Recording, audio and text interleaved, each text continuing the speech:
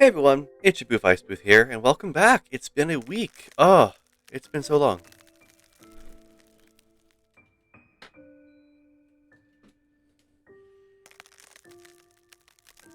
How is everyone doing? Let me go ahead and get us situated over here. Ah, same old, showing the display. Yeah, so first off, sorry for not oh, wait, I forgot to send out a tweet. That stream went live. I'll explain why I'm going, putting out the tweet. But, sorry I didn't stream on, Wednesday. Was not feeling good. Uh, Just need I got sick and just needed some time to rest my throat. Didn't feel good enough to stream that night, and still have to go through the uh, Psychonauts 2 game to make sure it runs properly. So I'm probably just gonna go ahead, uh, boot that up offline, see if it works, and then we should be good to go on that one.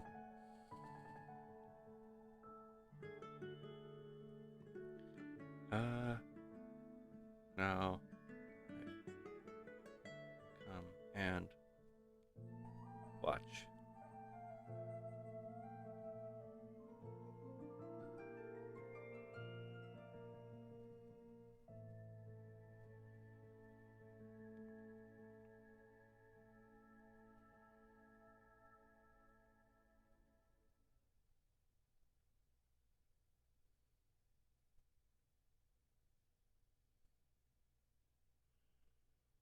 There we go. And now we can stop with the awkward silence as just got the notification. Ah, yeah, welcome back to Genshin. Currently, as you can see, I got Baiju. I'm so happy I finally got Baiju. We have Baiju finally. After so long, we have him.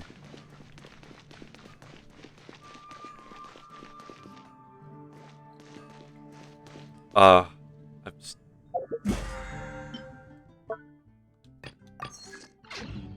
it's been a nice. It's a nice thing to see this. Definitely helped make my week. Haven't you heard? There's a strange wandering. So I'm gonna be using him as a healer. He still needs to have work done. As you can see, he's only level 75. I need to get more. Actually, how many do I have right now that I can probably level him up with? Not enough. So I only get some 3. Only get some 1. Hmm. So it's not enough yet.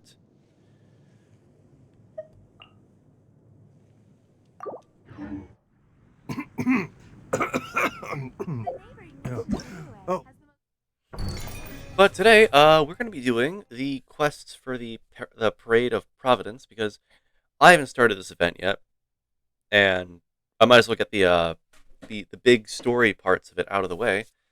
And I did hear from the grapevine that there is multiple endings to this, so we're gonna kind of go in blind. I don't know what to do or how to go about getting the quote unquote right thing to get the proper ending.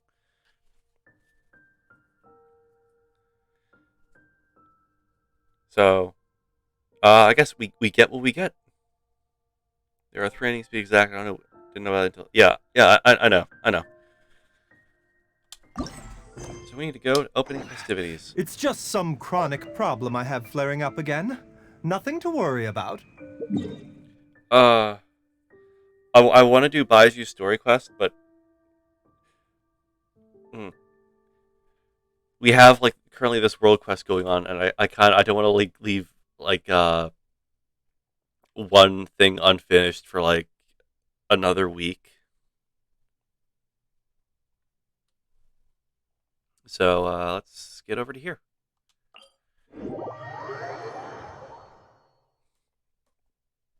So as much as I want to do it, Baiju story quest will be next week.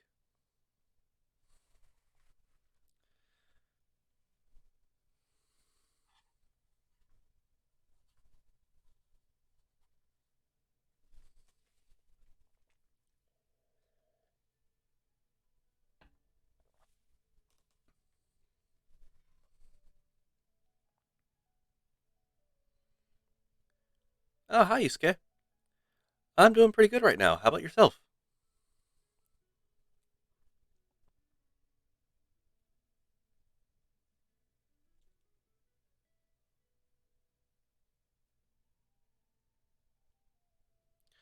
I'm sick because I haven't gotten kave.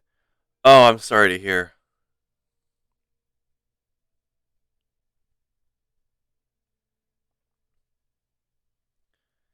Uh,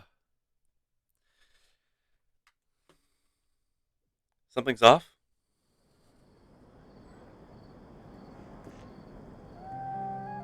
What's off right now? Oh, new haircut. Oh. Oh, well, yes. Yeah. I have gotten a haircut recently. Thank you for noticing.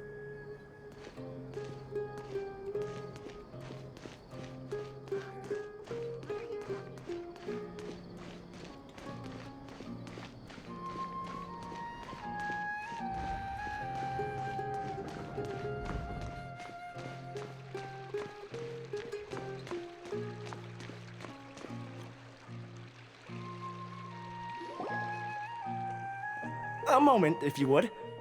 Are you two the famous Traveler and Paimon by any chance?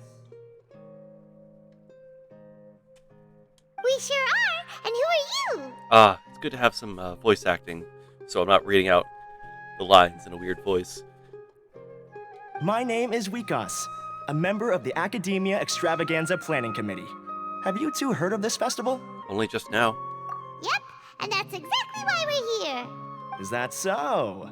Looks like our advertising is working. Yep, it only took me like a week. Since you're both interested, would you mind if I gave you a brief explanation of the event? Yeah, sure, that'd be helpful. So, the Academia Extravaganza is a grand event run by the Academia with a long and storied history. To be precise, it can be divided into the Wisdom Gala and the Inter-Darshan Championship. The gala is held annually. During this time, all 6 Darshans will set up booths throughout the city and host guests to showcase the most fascinating aspects of their school, and thus increase their influence. On the other hand, the championship is held once every 4 years. Each Darshan will send a representative to vie for the position of Grand Champion. This year, the gala is being held alongside the championship, so the mood in the city is, as they say, at an unprecedented fever pitch. Got it. Cool. Thanks a bunch for the detailed explanation. You're most welcome. Answering questions regarding the Academia Extravaganza is my job. And I actually do have something I would like to ask the two of you. And what would that be? Huh? Need our help with something? Well, let me begin by saying that this year's Academia Extravaganza is of utmost importance to us. Lesser Lord Kusanali and the sages came up with a plan for the Academia to recruit talented people from the desert starting next year. As such, we've invited a great number of desert dwellers to take part in this festival, so they can hopefully experience the Academia's atmosphere ahead of time. I've heard that the two of you are famous across both the rainforest and desert. With your participation, especially in the Inter-Darshan Championship, more people will definitely come to appreciate the festival. Didn't you just say only Darshan representatives can take part? Exactly. Or do you mean you want us to join a Darshan? But then we would have to deal with exams and essays and stuff like that. No need to worry. The championship participants have already been selected. I mean to invite the two of you as guest commentators. Oh, okay. Your job will be to observe and record every part of the competition. There's no pressure. Just follow each match and enjoy the festival. Aside from that, we'll also prepare some compensation for your efforts. We won't have you working for free. That kinda sounds like a sweet deal. What do you think? Who are the participants anyway? You can head over to the festival venue later. An organizer there will introduce each participant. Some of them even might be people you recognize. I'll leave it at that for now. Oh boy, I hope that if it's someone I haven't met canonically, they don't say I know them already. So, how about it? Would you like to take this commission? We'll give it a go. Wow, having fun while getting paid? This sounds awesome! The main event venue is at the outskirts of the Citadel of Regzar. and the organizer you're looking for is Karina. Tell her the situation and she'll get you set up.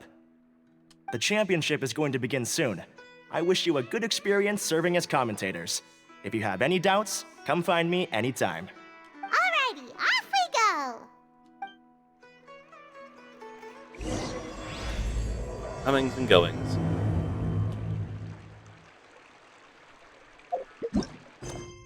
Man, guys, can you believe it? They released like all the acts of like the festival quest in like the same day. This is so crazy. Welcome to the Akademiya.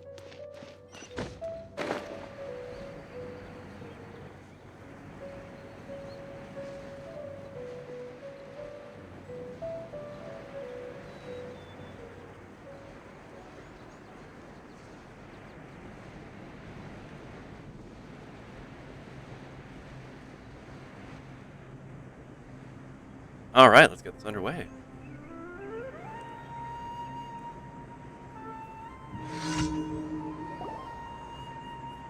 Welcome, one and all, to the Akademiya Extravaganza! Now then, allow me to reveal the prizes for this iteration of the Inter-Darshan Championship. Fabulous monetary rewards, research funds, a limited edition Genius Invocation TCG card, and the right to wear the Diadem of Knowledge.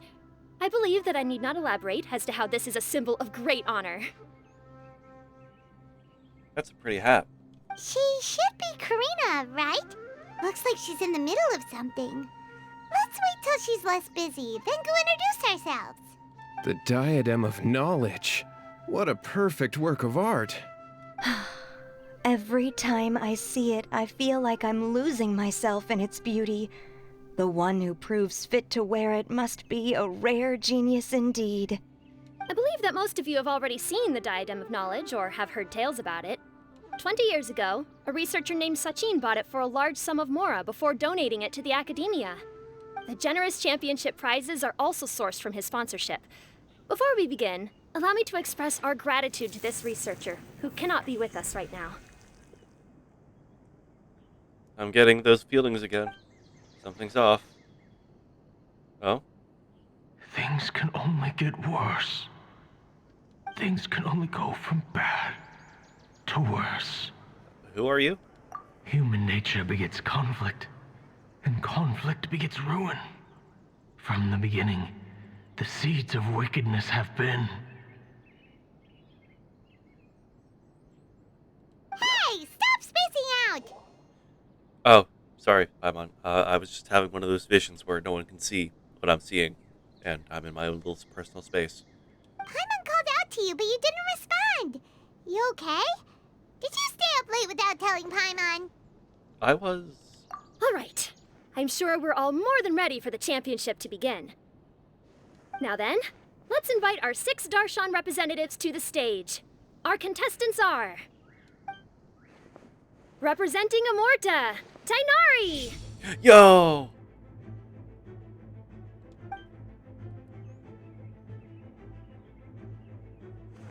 Representing Spontamod, Sino! Nice.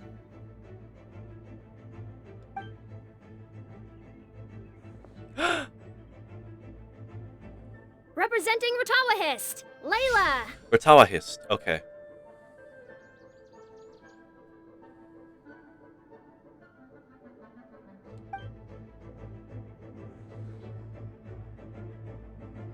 Representing Haravatat, Farazan! What a cool character.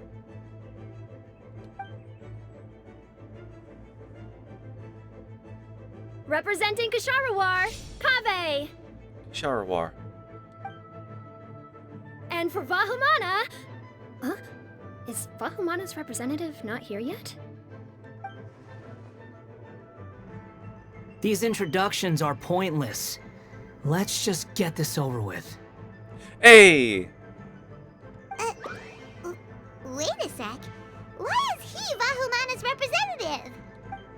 Finally, our final contestant is Vahumana's representative, Hat Guy! Hat guy.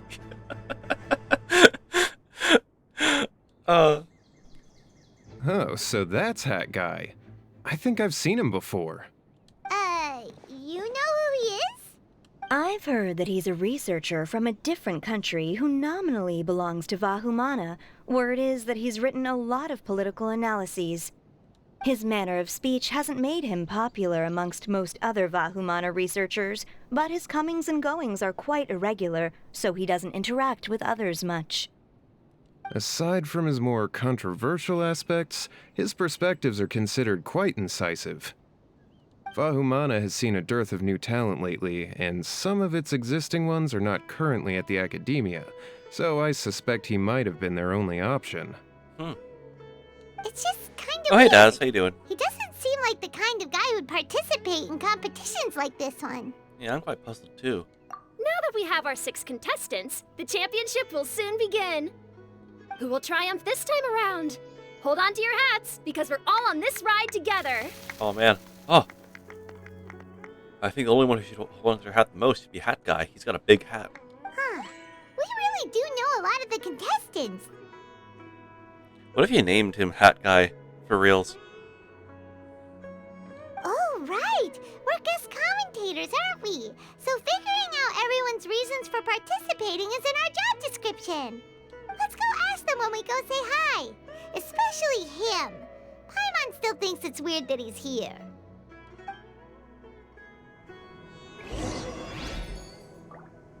Well, let's start with first and foremost our 2 buds.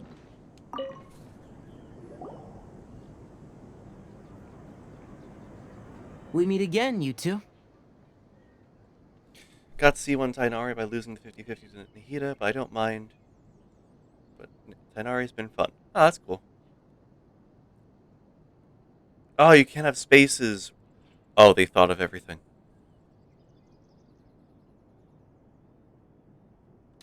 Hey, Tainari. We came here to check out this extravaganza event, and then they invited us to be guest commentators. Is that so? I heard that there would be guest commentators recording the proceedings with cameras, but I didn't expect they'd be you two. It's a pleasant surprise that you're visiting Sumeru again while I'm still on leave. When everything comes together perfectly like this, I call it the biryani factor. Because it's always rice to meet stew again.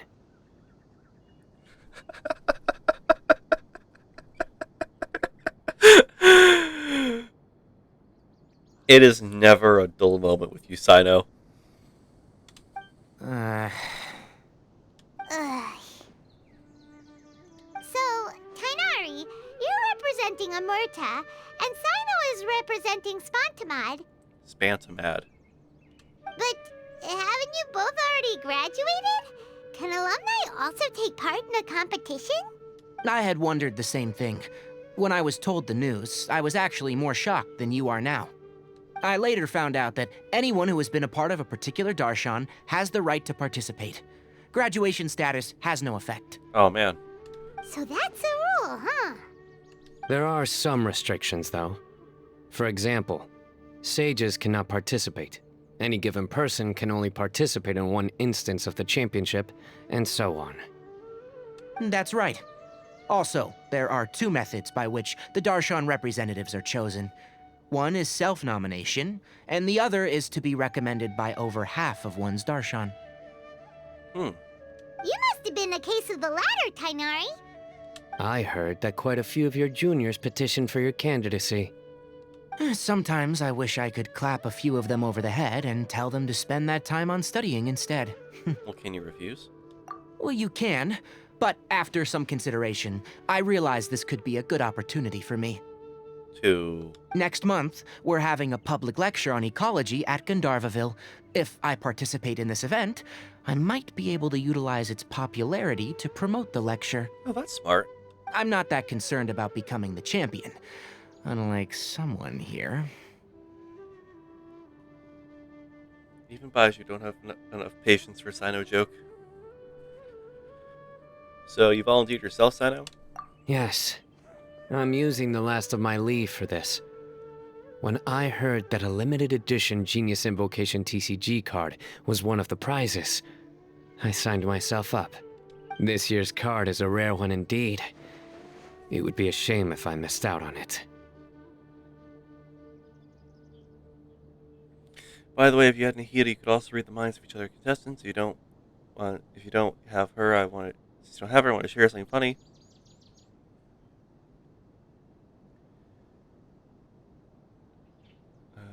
Basically, if I read Wanderer, aka Hat Guy's mind, he'll say, "Do you really think you can see through me?" When I had Nahida read his mind, I felt called out. That's kind of cool. Get it? Patient? Oh, I get it. I get it, Daz. Buys you don't have patient for Sino joke.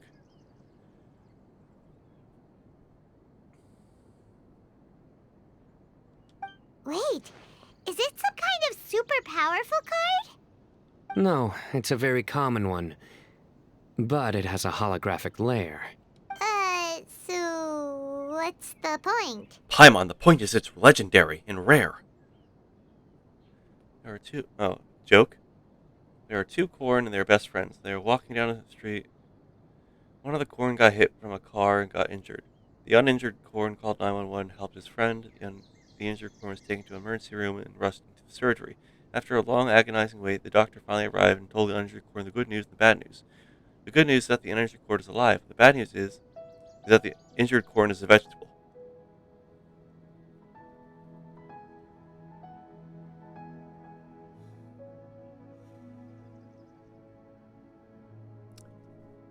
You get 1 point for that one.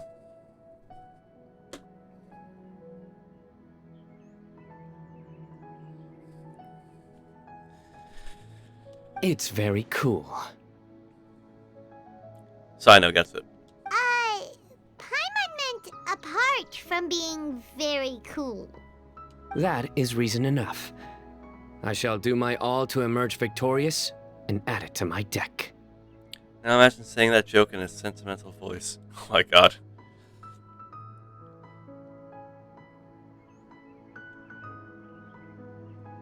Sino, be sure to add like a card protector, a card sleeve to that card so that way it doesn't get damaged.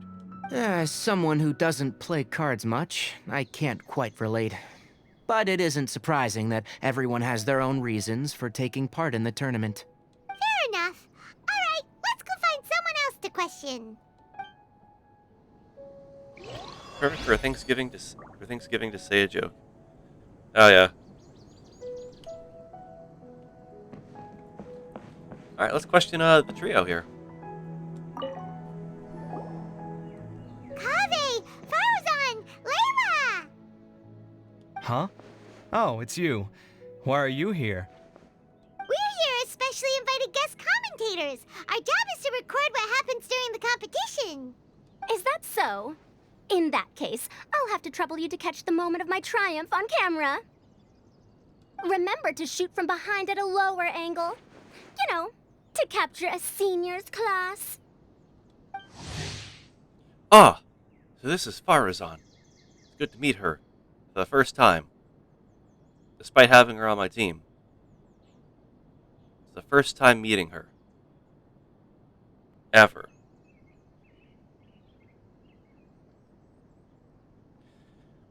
Research from 100 years, a household name is Haravatat, but she is better known to Meru for her large work in mechanics. Once she was trapped within a strange ruin, only to escape after much peril. Yet a century had passed from the world she had immersed into and was no longer the place she remembered. Whether it be due to academic disagreements and the passage of time, she has quite a few things to say about the current state of the Akademiya and is not afraid to put her sharp tongue to use in commentating on the researchers. However, she can be quite easy to talk to, so long as you call her Madam, that is. Don't get ahead of yourself now. Victory will obviously be mine. You're far too young to even consider challenging me. Kasharwar or Ratawahist, you're all children as far as I'm concerned. Actually, I was going to ask, how do you know me, Madam Farzan? Huh? You don't remember? I sometimes see you in the library at night. You even waved at me. What? I don't remember doing that at all. Aw. Huh. How strange. However, this is not the time for curiosity. I am Farozan, a household name in Haravatat. You are Layla from Ratawahist, I presume? Yes. Good. Then we are officially introduced. See? Simple as that. Kaveh has always been a bloomer. Boomer. Oh, okay. That was a stretch. I like respectful ones, by the way. Would you like to join my research group? Oh, Madame Faruzan, I'm quite sure this counts as poaching. Let's dial things down. I know, but it's been tough getting people these days. And research funding has been hard to secure. But once I win this tournament, it'll be a different story. So you're just here to increase the amount of funding you're getting? Well, not just that. What, are you curious about my reasons for participating in this event? we are the commentators this time. Well, I suppose that's to be expected. You are our guest commentators after all. There's been an influx of newly enrolled students, and they'll be paying close attention to this competition. If I do win, I'm certain that there will be no lack of students knocking upon my door.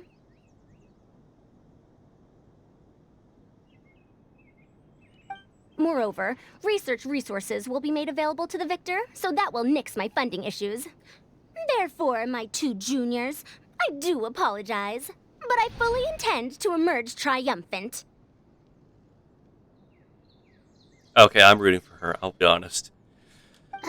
I'll do my best as well. At least I don't plan to lose too badly. I'm rooting for you as well, Layla. Best of luck. So, why are you here, Layla? I don't know why, but a lot of people recommended me. I didn't sign up myself. I just woke up to find my name on the announcement board. That sounds like what happened to Dainari. Him too? Oh, I'm really nervous. I've been so worried about disappointing everyone that I've been losing sleep. Stress not, young one. We must all experience failure to grow and mature. But Madame Faruzan, I don't want to fail. Layla needs hugs. Yeah, she really does. Seriously? Everyone has such nice reasons for joining. And what's your story, Kaveh? Must I say? Let me guess. You're broke again? Yes, you do! We gotta record it! Well, you know, right? I want to buy some property.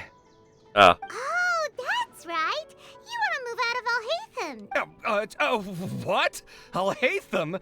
What about him? This has nothing to do with him. Paimon, you're misremembering things again. Oh, right. Sorry, Paimon has no idea what she was talking about. So, you want to use the grand prize to buy a place, right? Correct.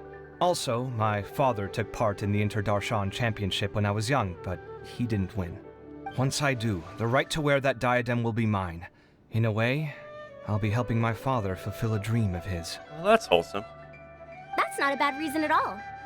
You have ambition, youngster.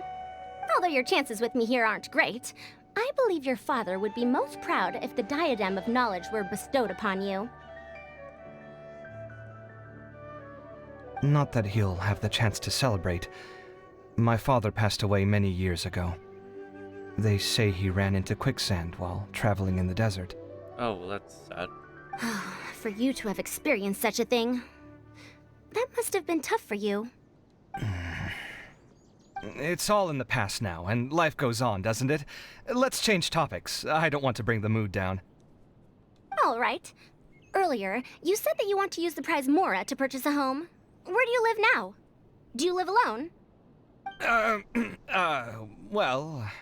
I also heard you mention Alhaitham just a moment ago. Isn't he also from Haravatat? Are you two hiding something from me? No, of course not! Why would you think that? Paimon's definitely not involved either! We're gonna go interview other contestants now. Bye! Very smooth, Paimon. Very smooth.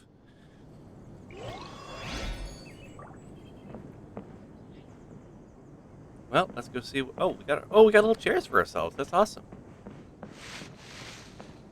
All right, what's up, hat guy? So, what are you... Just call me Hat Guy. That's the name I use in Vahumana. It's kind of fitting. That sounds like a nickname, not a real name. So I can't go by a simple, ordinary name? Fine, suit yourself. Alright then, Hat Guy, why are you taking part in the Inter-Darshan Championship? We're specially invited guest commentators, so play nice and answer our questions.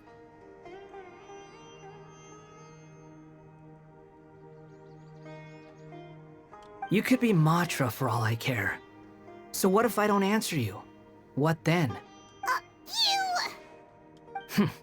I'll tell you this much. I have an agreement with someone not to reveal my motives. You're not plotting something in secret, are you? Well, it's hard to say. Why don't you take a guess?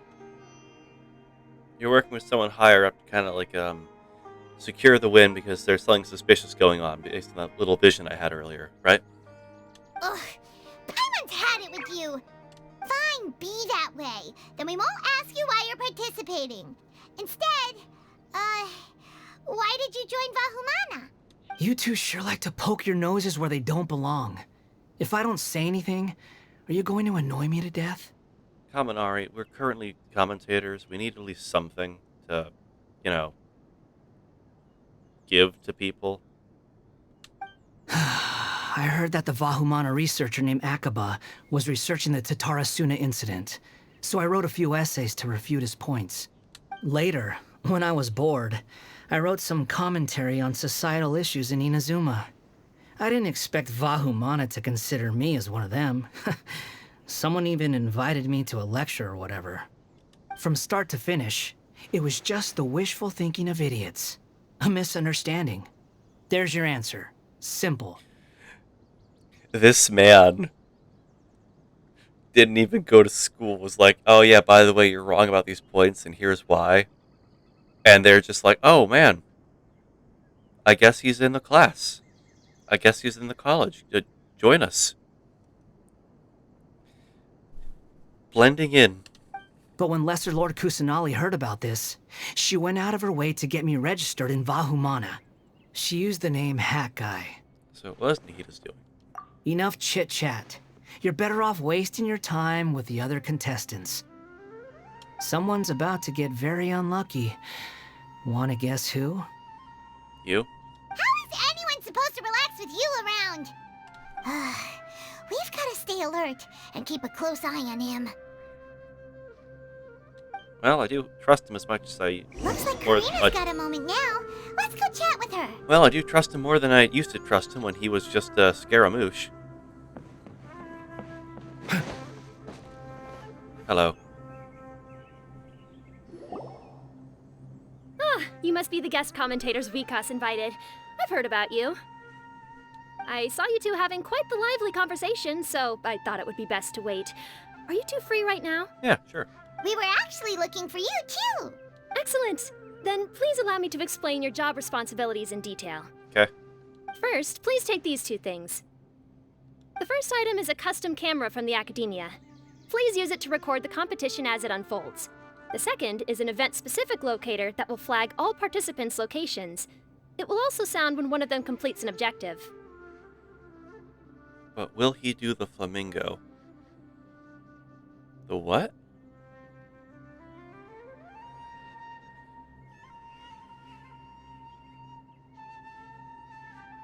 Oh, the fandango!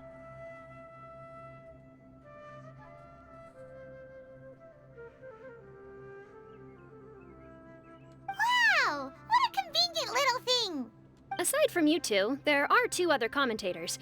However, they will remain by the commentators area and will not be following the contestants in real time.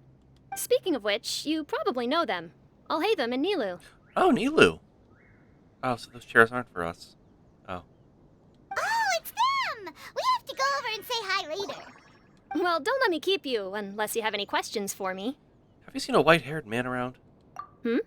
Why do you ask? I saw someone like that on the stage earlier. Really? I didn't see any such person. Could I ask when you saw him? Just before the Akademiya representatives went on stage. Strange. I was on stage the entire time, and I didn't see anyone come up. Paimon didn't see anyone either. Perhaps you're mistaken. However, if you have any leads on that matter, you can talk to me at any time. Hey, Traveler. Paimon, Oh! long time no see. Dia and Candace are here. Wow. Everyone's here.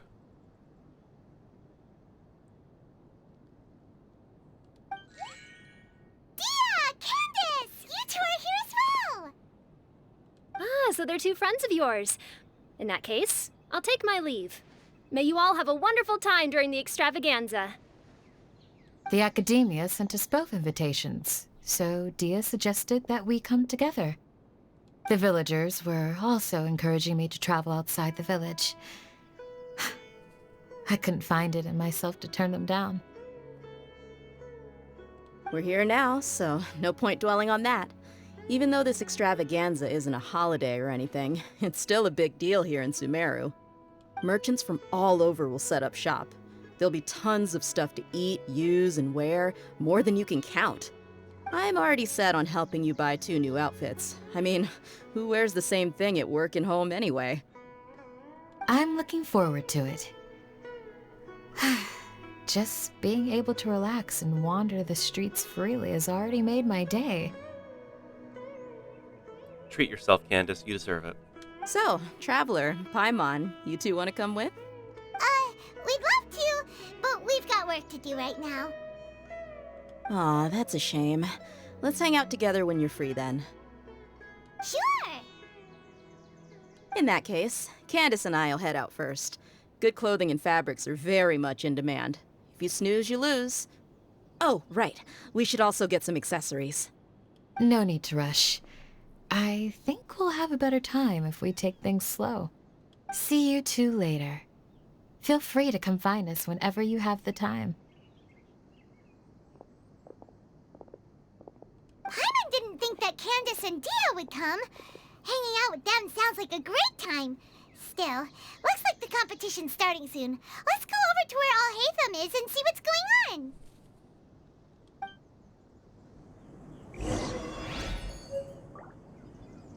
Ah, locator. Might as well equip that right now.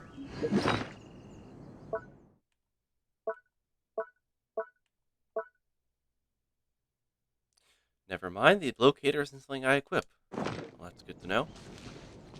Oh, what are the scores right now? Damn. We're at a tie game right now. Get ready, folks. Competition's heating up.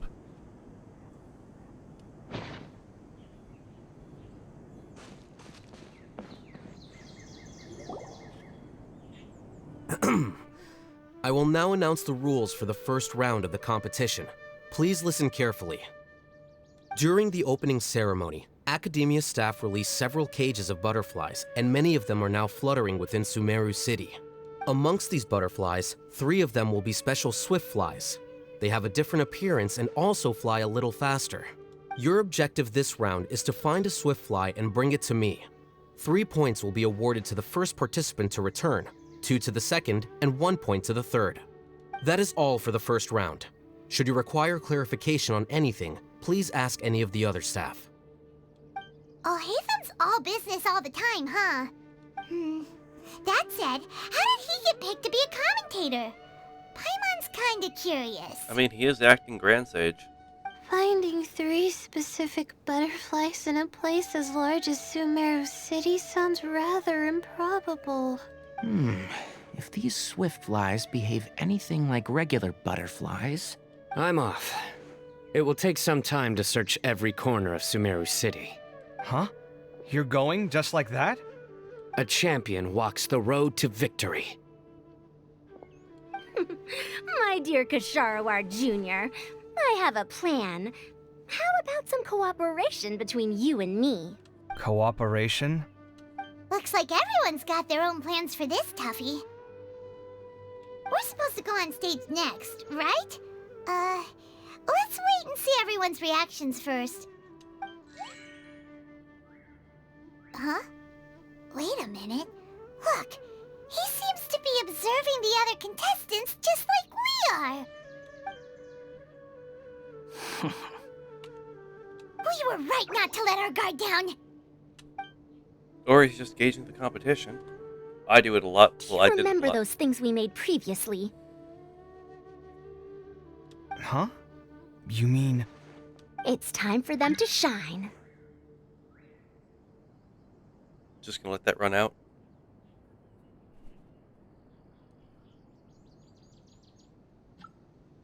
It looks like Faruzan and Kaveh have some secret plan. Oh, hello there. Madame Faruzan and I are discussing how... Shh! Hush now! The walls have ears around here. We should keep it a secret for now. But you'll find out what we have in store soon enough. Okay, please don't mind our large camera behind us. Come now, let's go. Before the others act. Only too late, Sino already acted. All right, there's no time to lose. We're off to make our preparations. See you later.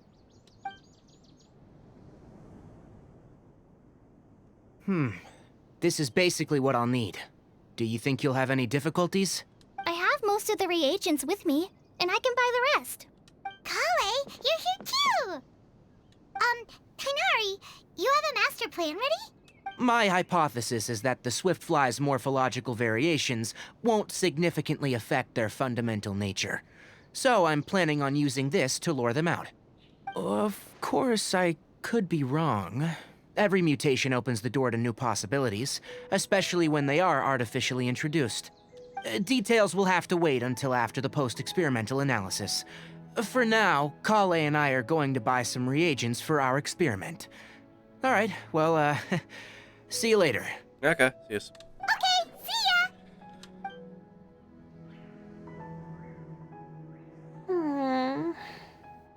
Hey, Layla! You look a little worried. Yeah, I have no idea what I should do. What color are these swift flies? Do they have special markings? How do they differ from ordinary butterflies? Oh, I can't even figure out these basic questions, and most of what I've learned in the past is completely useless here. Aren't people who research the stars supposed to have some extraordinary abilities? Why not use astrology to solve it? Oh, you're another contestant. A hat guy, was it? Is it that you can't use astrology during the day? Guess that skill's less useful than I thought.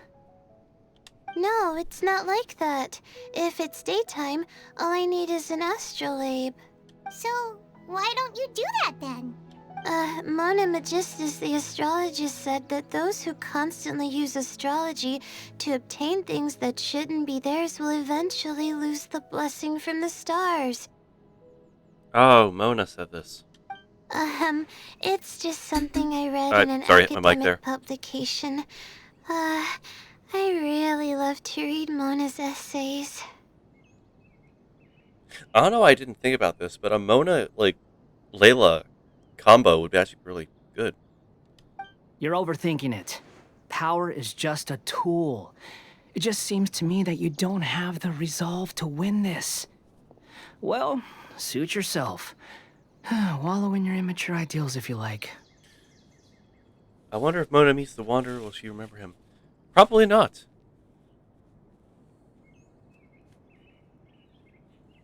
I think everyone forgot who the Wanderer is. Also, in my canon, she never even met the Wanderer to begin with, so it's all good. Hey! Seriously? Just walking off after saying a bunch of mean stuff like that? Did I say something wrong just now? No, that's good, to have your own convictions. Thank you so much. I've made up my mind not to use astrology for this. I think I'll just try my luck in the city. To be honest, I've always been pretty good at observation, and if I'm fortunate, I might be able to find that special butterfly species. Lord Sino seems to have found a swiftfly. Come on, let's go check it out. Really? Where? The butterfly flew up high, and he's chasing it now. Oh, no time to lose. Let's go see.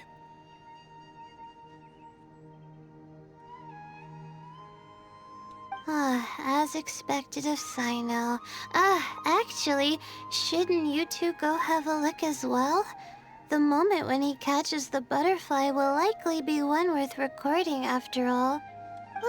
I'll head into the city shortly to start my own search. I'll see you later. Alright, in that case, let's go see Sino first, and then we can check on what everyone else is up to.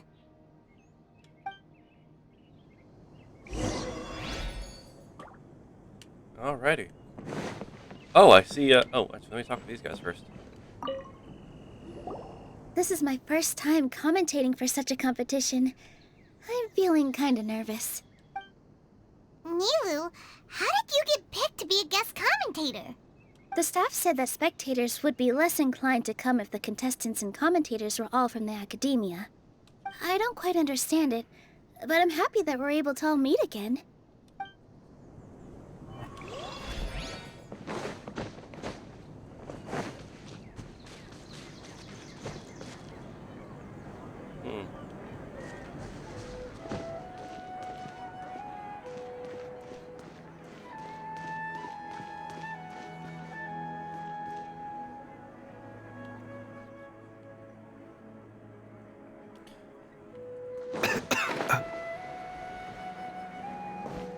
So those two are down there.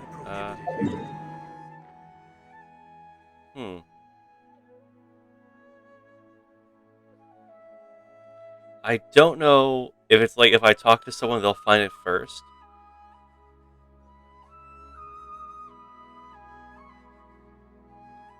I'm very curious to see what these two are doing. Are you sure it's alright to release so many? Have some faith. It'll be fine. Interesting.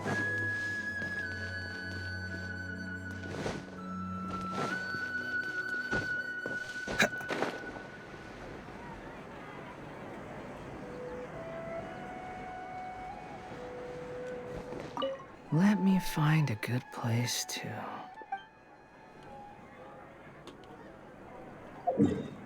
Oh! What a crowd.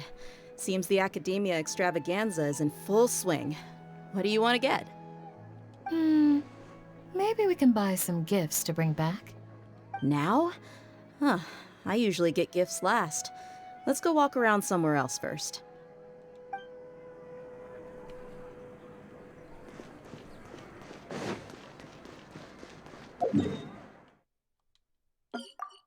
Now, what are you doing here, Tainari? Mans is just out by the exit. Good. We've got all our ingredients. Next, could I trouble you to help me mix them together? Of course, Master. Now,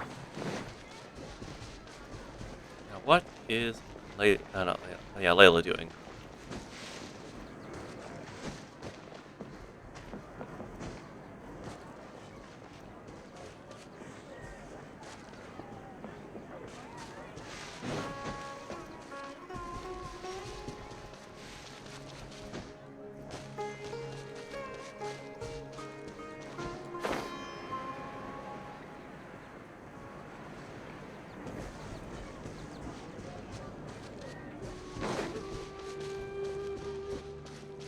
Oh, she didn't leave.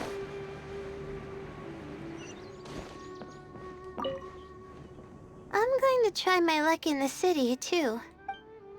Okay.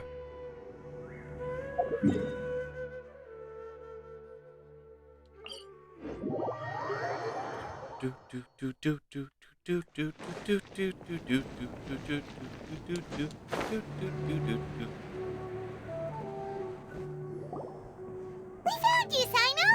Oh, wait, is that a swiftfly? Stay put. Don't move. He caught it! Huh? Sino, what's wrong? This isn't what I'm looking for. It's a... Finally, I made it. I heard that you caught a swiftfly, Sino. Mind letting me see what it looks like?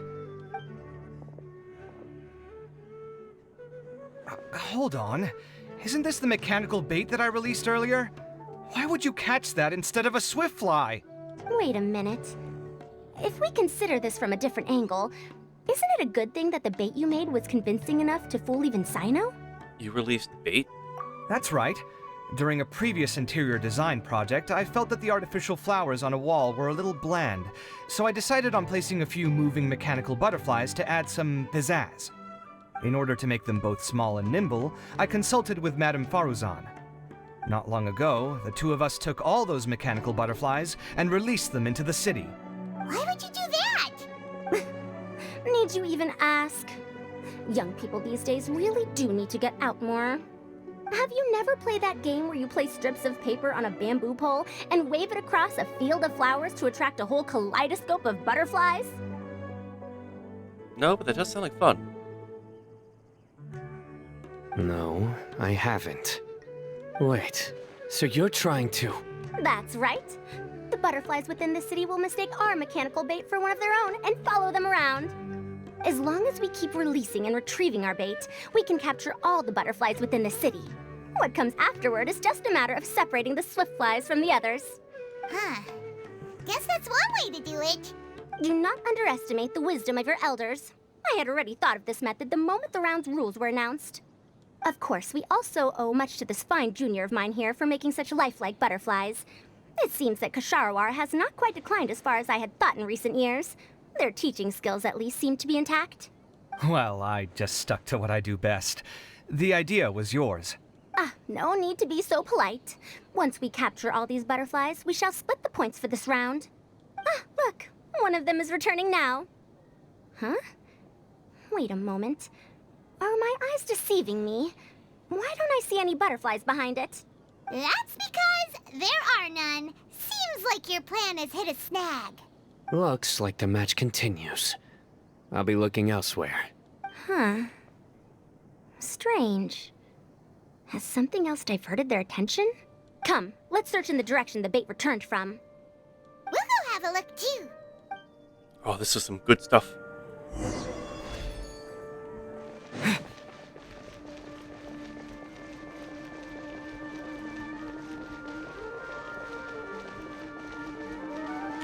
Oh.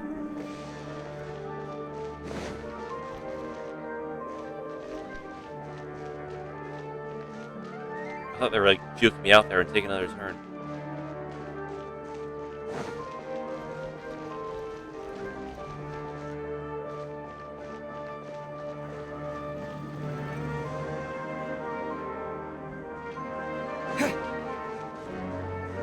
Oh, the direction of Tainari.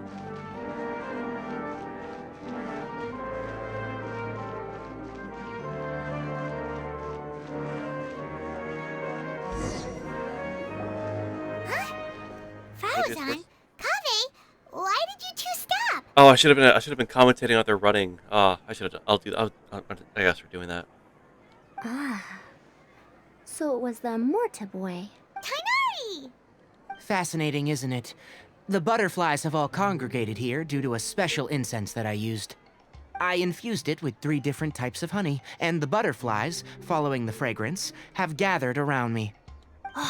Butterflies must have really sharp noses then.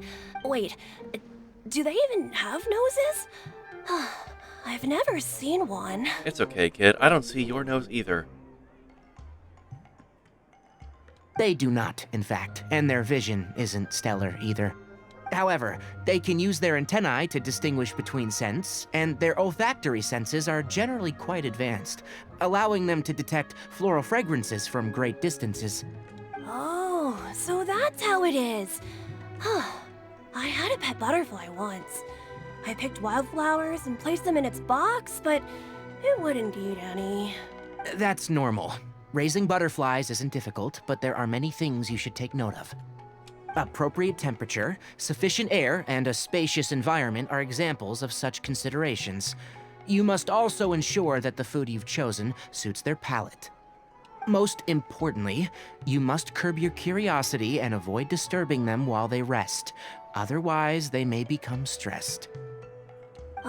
Sorry. I liked to poke at its wings at the time. Humans tend to rear many creatures due to their aesthetic value, but not all are suited to such a process. Caring for living beings is hard work. Impulse alone is insufficient. Some prerequisite knowledge is always required. Do research before you get a pet. I have the whole screen to be a sports commentator, even in cutscenes. Well, looking at this right now, it seems like Tainari has secured a victory. You sure do know a lot. I have a question too. I bought a scarab not long ago and it hasn't seemed very active. Can you help me figure out why? I'd like to keep a dustbird as a pet. What are some key points I should consider? Is it possible to keep a Rishbalin tiger as a pet? That man is going to die. All right, it seems like you all have a great deal of questions.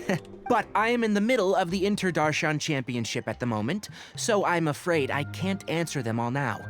Let me propose an alternative.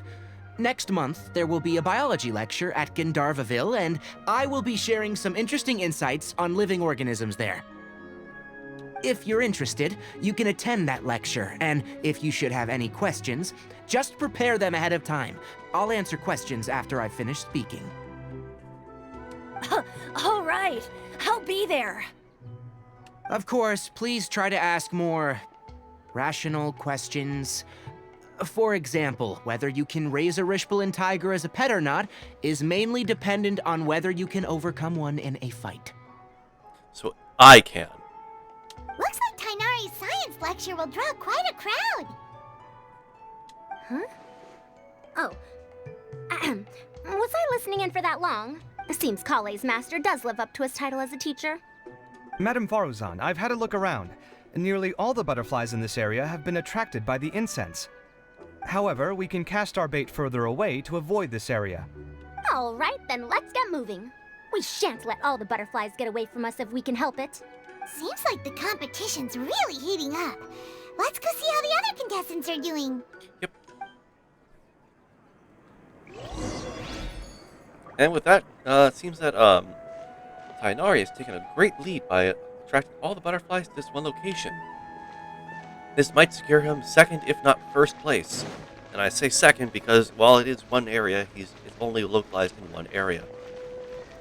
He is playing a stationary move, while others seem to be going up and about. Looking around, it seems like our next bet would... Oh, we can probably go take a look at Tainari. Sino, he has currently changed location, so let's just go ahead and take a look at him. Afterwards, we'll head over towards checking the others, and later, by the looks of it on the map, it seems that there is something interesting happening with Layla.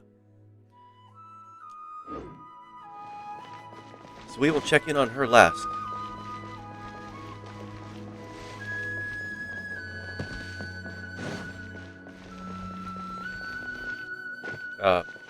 Sino? Sino? Oh man, they really gotta trim the area here. It's a little overgrown. Maybe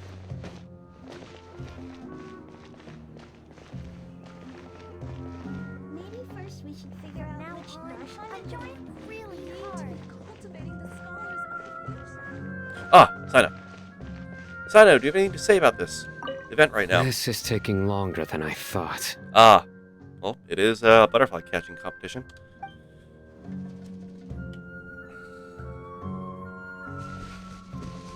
Any other opinions about this interview so far? This is taking longer than I thought. Yes, interviews do take a long time.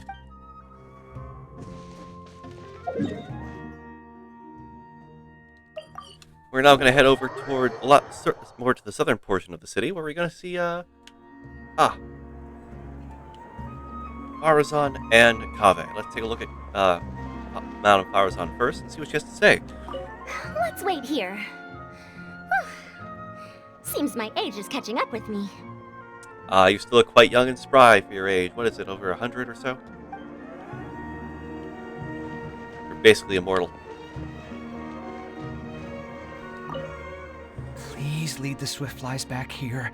I'm really counting on you. It is quite a gamble indeed. Kaveh is taking a very big gamble on this one. It's anyone's bet on whether or not it will work. My bet, third. he might get 3rd place, which isn't the best start, but hey, 1 point is better than no points. Here's to you, buddy. Hope you're doing well. Next, we're going to check in on... Oh. Excuse me, coming through. How do you... just got up. Almost there. Perfect. Kaminari, do you have any comments? I mean, Hat Guy. What brings you two here?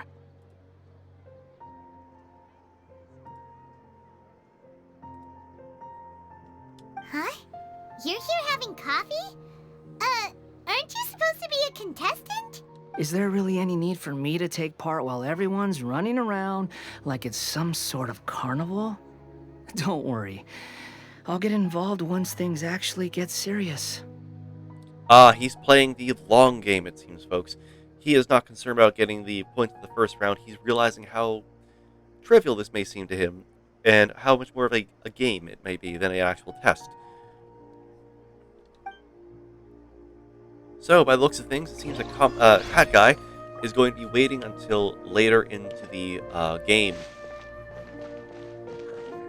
It's a bold move. Let's see if it pays off. What do we have next? Oh, we have Miss Layla.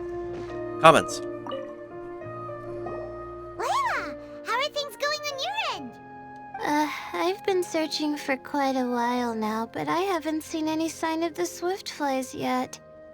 Instead, I ended up catching a few mechanical devices that looked very similar to butterflies.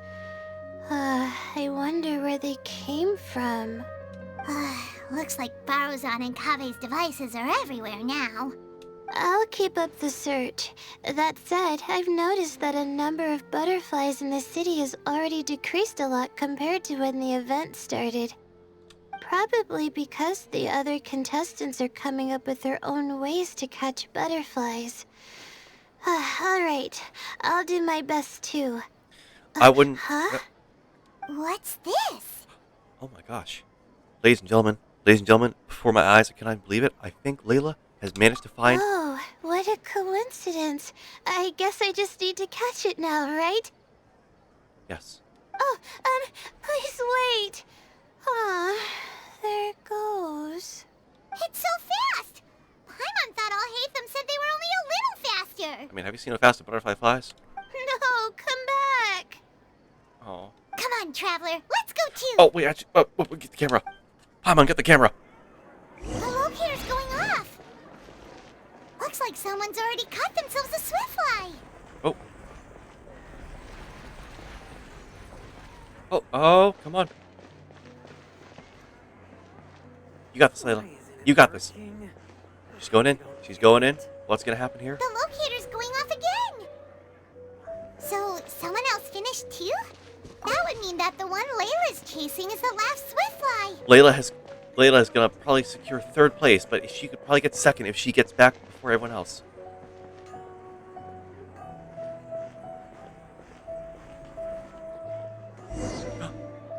And? Oh, it just occurred to me that we should also get you a makeup box. No, it's fine. I don't think I'll end up using it. Maybe you won't, but it doesn't hurt to have one, right? Come on, just trust me on this one. Huh? Who are you, and what do you want? Please, don't move. Don't move? Who sent you? Dia. Don't worry, I can handle this. Now, tell me, what do you want?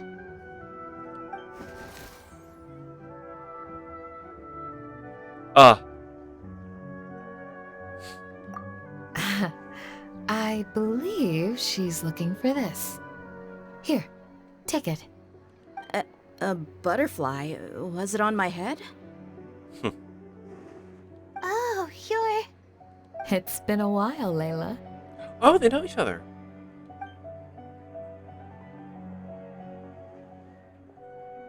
Oh, please. A friend of yours? Oh, so she must be the one you were telling me about. Well, this is an interesting development, people. It seems that Candace has managed to assist Layla in capturing the last swiftfly. This has probably secured her 3rd place. Huh? You two know each other? Oh yeah, it has been some time. The first time I ever woke up after sleepwalking, I somehow found myself in Aru village. Candace was the one who took care of me then. That's right. She didn't look well, so I gave her something to eat. She said a lot of complicated things about astrology, the night sky, the stars. Not sure I understood it all, but it sounded pretty enchanting. God, I love Candace. She just looks so pretty. Right. Do you still want this butterfly? It seems like you were chasing it all the way here. It's of little use to me, but if you don't want it, I can release it. Just let her have it. It's no big deal. The Swiftfly was flying so fast, but you were able to catch it like it was nothing, Candace. Oh, it didn't seem that quick, really. I was actually worried that I would injure it. But I'm glad that didn't happen. Anyway, sorry about the butterfly thing. With the way you suddenly came running over like that, I thought you were hired to take us out or something. I hope Layla couldn't do that. Or maybe she could. Huh. On second thought, I guess I've never seen an assassin that looks tired with dark bags around their eyes. Oh, you must be taking part in the championship. Take it from me. Don't let it stop you from getting some rest. I'll do what I can. Thank you. We'll be on our way then. See you later. Alrighty, let's bring the Swiftfly back together with Layla.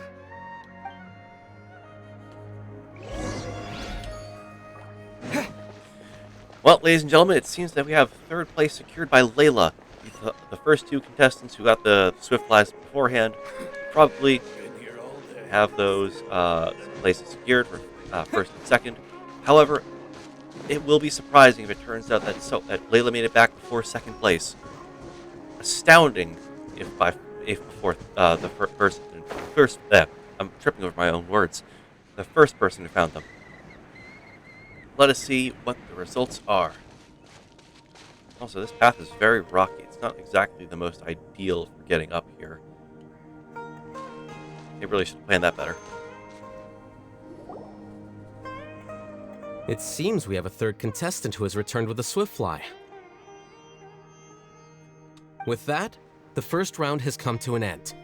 I anticipate that all of you will keep up the effort for the second round. Dismissed. Your closing statement sounded so... how do I put it? Decisive? Well, you could certainly stand to try being more decisive, Nilu. It would help you live more freely. Don't you mean fumbling over your own words?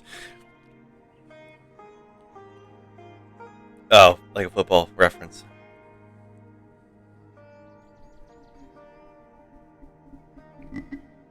That was a funny football pun you made. What a funny sports joke.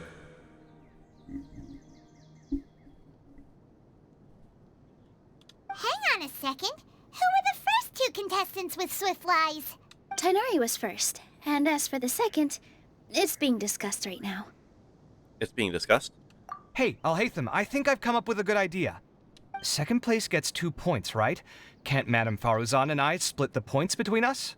Quite the imagination you have there. I've read the championship handbook from cover to cover, and I never saw any rule which permits that. But you also never saw a rule that denies it. Then we can just add a rule. Do you really think I'd do that? So what's going to happen here, buddy? Oh, come on, you're not going to stand in the way of my victory, are you? Well, you're free to send the organizing committee an application outlining your naive proposal. They'll get back to you within 3 working days. 3 working days? It'll be too late by then. Unfortunately for you, even dreaming is gonna cost you. Paimon gets it now. Kaveh and Faruzan found the second Swiftfly together, but the rules say that only one person can get the points. This makes it quite the interesting conundrum here, folks. I'm wondering what's going to happen here. Will Faruzan take the rug out from underneath Kaveh and have him go tumbling down the stairs, securing the points for herself? Or will she decide to be noble and give the points to him? Oh well, the rules are the rules. Since you call me madam and politely ask for my help, I shall give you these points. Oh my good. Hell yes. Gracious. Madame Farazan has decided to give the points to Kaveh, securing him second place. So I'll put the points under Kave's name then? No. If I take these points, won't that only detract from your contributions, Madame Faruzan? And now he is denying the points. Ladies and gentlemen, this is getting intense right now. You might be alright with that, but I cannot do it. Not in good conscience. I don't have any problem with it. There are 2 more rounds after all. Losing one isn't a major setback. That is true. Just because you lose the first round does not mean you are guaranteed a loss. In fact, that can still gain you points. But if you insist, I have another method. We can draw lots to see who will receive the points. And it looks like they're going to draw this out for as long as they can. Lots, huh? What? Is there something wrong with that idea? No. Let's do it. All right. I'll get the paper needed for the lots. Give me a moment. It's coming down to chance for this, folks. Everyone watches Kaveh suffer a glorious forfeit defeat in the game of lots. Oh, seriously? I'm sorry, but it appears that luck was on my side this time. And it seems that Kaveh has suffered a loss in the game of chance of lots. No, you do deserve it. I'm just lamenting my bad luck. Perhaps that's why my life is rife with troubles. Wait. Blonde hair. Has an outfit that's containing bits of red and white. Has bad luck. Ladies and gentlemen, I think we just found a distant cousin to Bennett. Guys, I think, ladies and gentlemen, I believe that the Bennett and Kaveh team is going to be a match to remember. Indeed. It's rare to see anyone with such terrible luck be so willing to decide victory via lots. Oh, Bennett has white hair, that's right. However, yeah, still an interesting theory. And what would you know More of a about joke, that? though. It's more of a joke, but like, I would like to see a Bennett Kaveh team. I think that'd be pretty cool. We can save bickering for later. Record the points under Farazan, and that'll finally bring the first round to a close. The second round will be held in the desert. We'll be moving our commentator stand over to Aru Village. Ah. Let's meet up in Aru Village once everything is ready. I'll announce the details of the second round then. Till then, you have some free time. I'm off the clock at this point, so it's farewell for now. Wait, I'll hate them! You... Don't be upset, Kaveh. Sighing can carry away your good luck, you know. Oh, so that's how it works. In that case, I'll take in some deep breaths. Maybe that'll help me make up for all the luck I've lost. That is an interesting perception on the concept of luck there, Elu. I might just try that. See if things turn well for me. It's really no big deal. 2 points aren't enough to decide victory or defeat just yet. That's right. By the way this goes, Kaveh, Farazan could have terrible luck and end up with just only 2 points for the next 2 rounds. I think there's only 3 rounds. And with that, you could get first place and get 6 points, or you can get a first and a third, putting you at... first and a third puts you at 5 points, or you get a second and a third, putting you at 3 points. As long as you still manage to place, you have a chance. Even if you don't get any points in the second round, and Farazan doesn't get any points, that puts you at still an advantage of getting 3 points and just going with that. I'll win the next round. You'll see. Looks like you've managed to pick yourself back up, young man. Good. I must warn you, though, that I'm quite familiar with the desert. You'll have to try your best if you don't want to lose. I'm no stranger to the desert either. I'll be fine. All right then, that's enough chit-chat for now. I'm going to check the area out. So the current standings are Tainari in first place, Farazan in second, and Layla in third. Paimon, I was about to just do my whole commentator thing and just kind of like announce that. I was gonna do the whole commentator bit and just say that. You just already said it now. Okay. Well, Guess we should also take a nice break before the next round starts. But where should we go first? Maybe let's go get a coffee or something. Maybe a tea. I'm hoping how you just ruined my commentator bit. Why, you two look a little lost. If you're not sure where to start enjoying the Akademiya extravaganza, then may I suggest that you have a chat with our boss? Okay. Your boss? Who's that? Do we know them? Well, only the most famous merchant in all of Sumeru, Lord Sangamo Bay. Oh, you mean Dory! Precisely. Our boss sent me to inform you two that she'll be waiting for you at Sumeru City's North Gate. Ah, Dory. Well, it's great to see her again. What is she concocting as a scheme?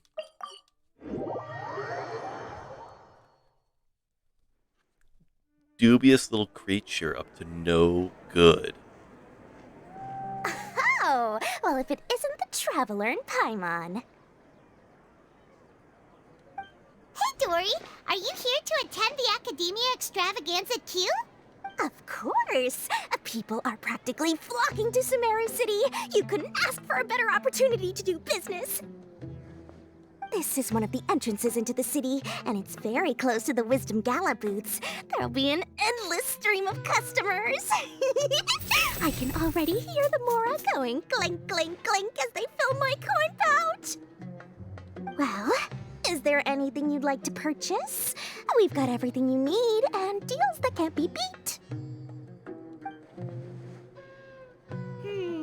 Well, do you have anything to eat? Oh, wait, we're celebrating the extravaganza and you're only thinking of eating... I mean, of course, we've got lots of things to eat. That said, I recommend that you also consider some of the great bargains we have going on. Leave it to Paimon. Just be like, oh, you're selling?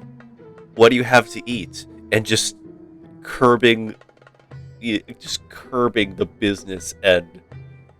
She made Dory freeze and panic for a second.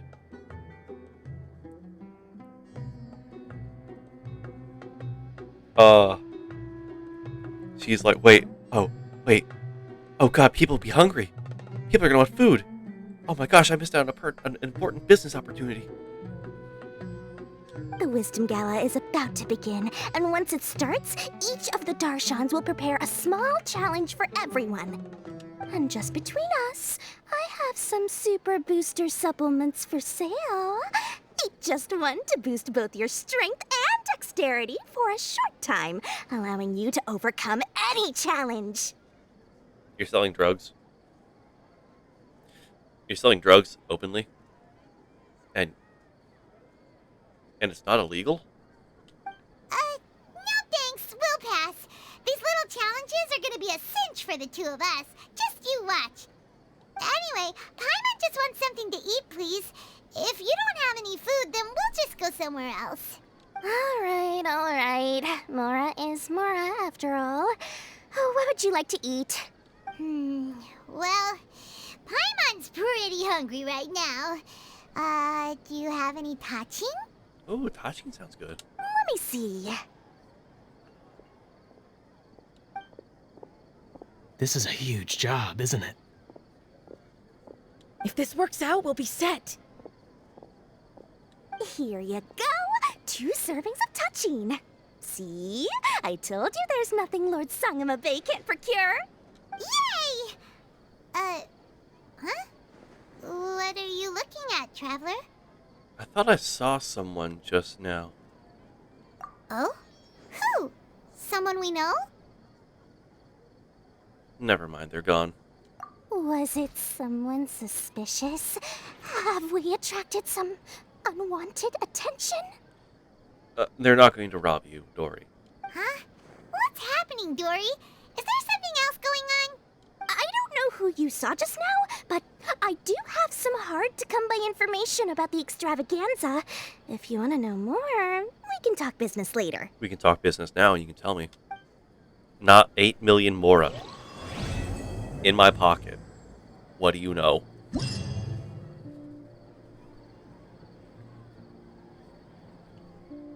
Oh.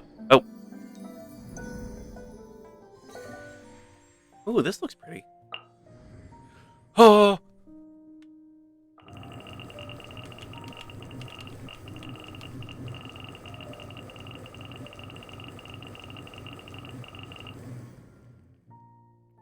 So, are these all the Are these all oh, these are all the Darshan activities. Okay.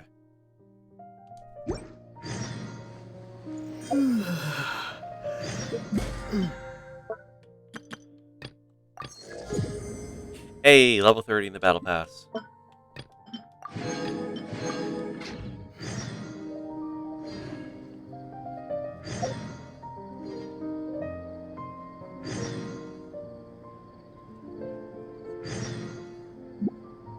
We got all the events now.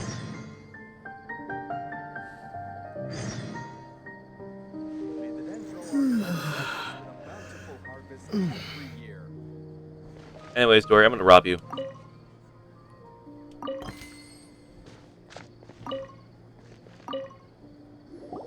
What do you know?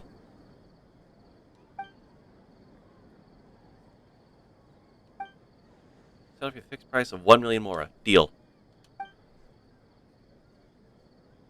Never mind, 1 million mora can buy lots and lots of tasty food. I'm on his customer number 1001 for today. The original cost of the information was 1 million mora, but for you, the price is now free. Wow. Paimon keeps using food as, like, leverage, and it's getting her. I didn't know such a luck existed. Wait, you're not baiting us into spending, are you? Maybe the first sentence is free, but not the next sentence. If you don't want it, fine. Next. Wait. Forget what Paimon said. Well, listen. Dory's exclusive #1 scoop. Do you remember the diadem of knowledge? Yes. I remember that only the champion was entitled to wear the diadem. It seemed very valuable. Exactly. The diadem that Sashin gave the Akademiya was a rather expensive antique. Yet this very diadem, after it was donated to the Akademiya, was lost by them once before. Eh? Why didn't we hear about this? Hehe. If everyone knew about this, would my information still be considered exclusive? Of course, this information doesn't come from nowhere. I've got witnesses, too. There's a young fellow named Kashmir from the suburbs. If you're interested in delving further, you could ask him. The password is that incident from 20 years ago.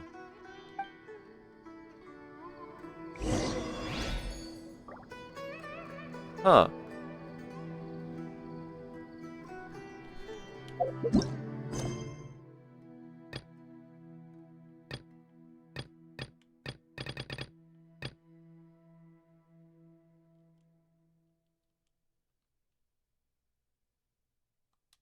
Well, I'm interested now.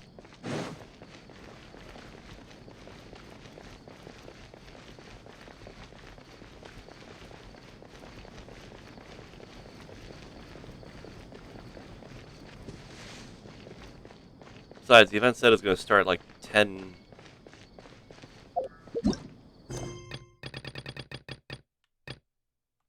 a.m. We got time.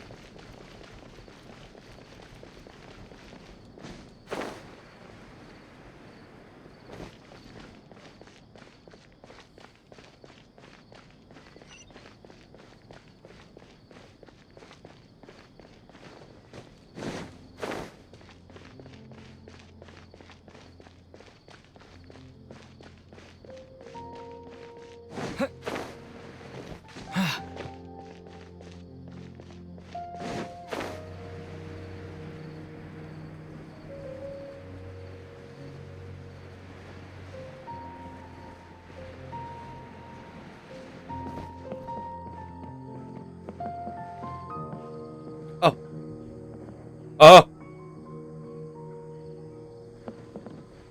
Oh, God. That scared me for a second there.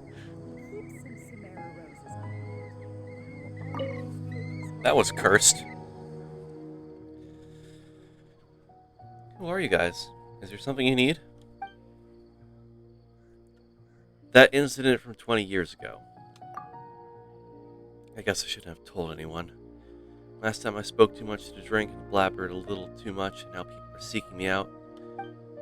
Since you're curious, I guess I'll tell you. I was just 6 year old 20 years ago. I was just 6 year old 20 years ago. That read weird for me, so I can't remember clearly what happened at the time.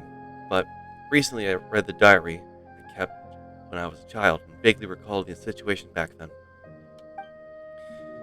The Inter-Darshan Championship was also held that year. There were 3 rounds, the last of which was outside the city. I begged my mom to take me out of town to see it, and when she refused, I snuck out.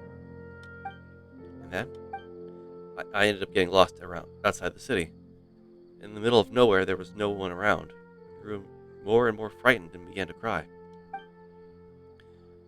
That's when I saw some strange creatures. I can't remember what they looked like. I only remember now how, as a child, I stopped crying at the sight of them. Strange creatures. They must be the Aranara. They took me to the competition, and unfortunately by the time we got there it was too late. It was already over. And just when I was disheartened, I suddenly saw one of the strange creatures slowly dragging a crown along. It was a beautiful crown, shining in the moonlight, and I could not help but follow it. I saw the little fellow hide the crown in a hollow tree before disappearing. I wanted to touch the crown, but at that moment I could hear the distant cries of my mother. Turns out she figured out I was lost and got her neighbors to go looking for me. I never got to touch it. It wasn't until I was older that when I saw the Diadem of Knowledge at the Inter-Darshan Championship, I realized it was the same thing. Alright, do you remember where the Diadem ended up? It's probably in the Avidia Forest. I've been back a few times and haven't found anything. No one would believe me, even if I told them. Alas, even I can't remember it clearly. Perhaps it was a dream that I had when I was a child. Well, should we go look for it, Kyleston? Oh, okay, just stop talking to me. Well, let's go chat with our R&R friends. Probably get answers.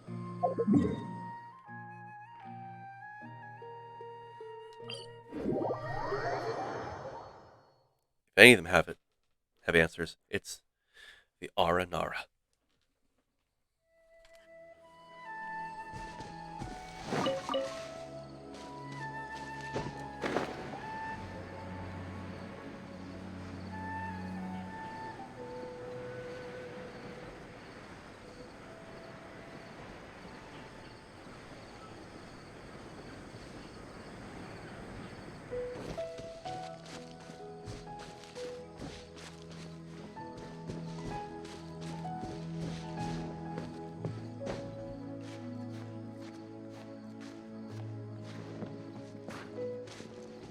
Alright, let's see what we got here.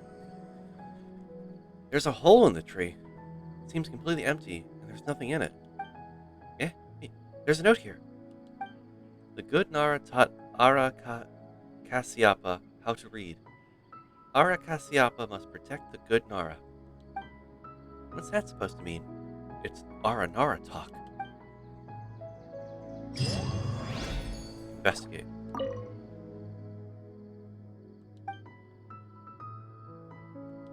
Ara Kasyapa, wait.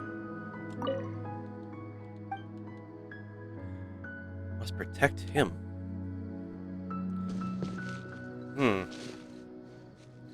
Well, let's rob the place.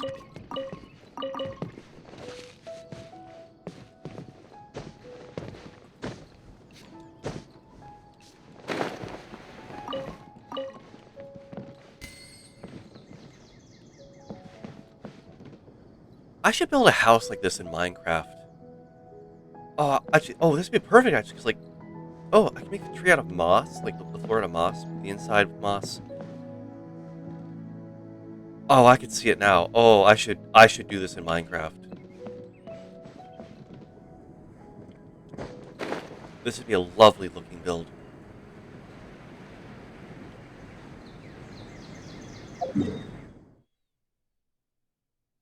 And we're going to teleport now, but first, I'm going to go to the bathroom and get something to drink. Actually, I might just get a drink later. For right now, I'm going to go to the bathroom. I'll be right back.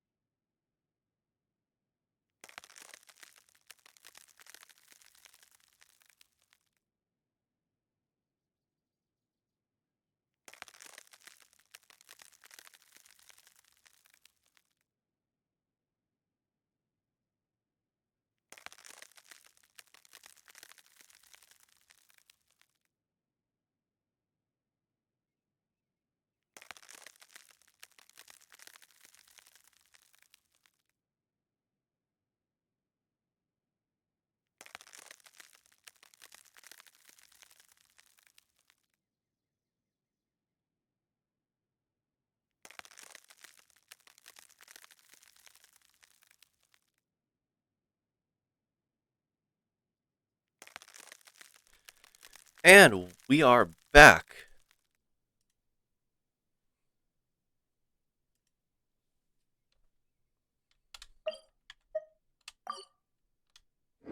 Alright, let's go see what Dory has to say about this.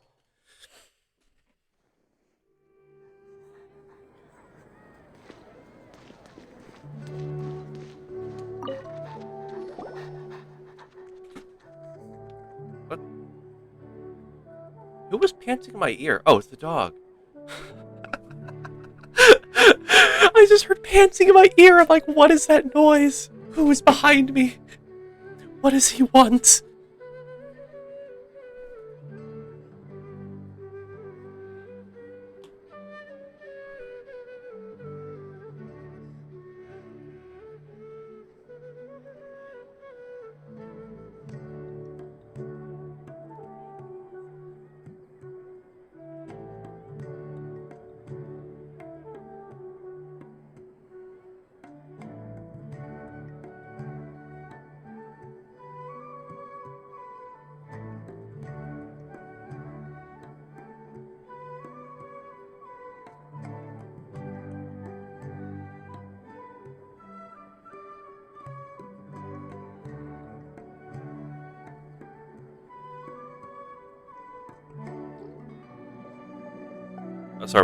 Sorry for the silence. I was responding to a friend asking for like a ride somewhere tomorrow.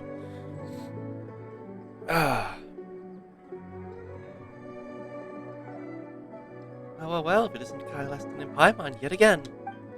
I have the latest update on the Akademiya Extravaganza. Would you like to hear about it? How much is it? It's free. Isn't Lord Sangama very generous? You guys remember Sashin? The guy who sponsored the Akademiya Extravaganza? Paimon heard about the prize money and died of knowledge came from him. Bingo! In fact, not long ago, while I was doing business in the desert, I met an old businessman. And guess what I got from him? A dealer's ledger.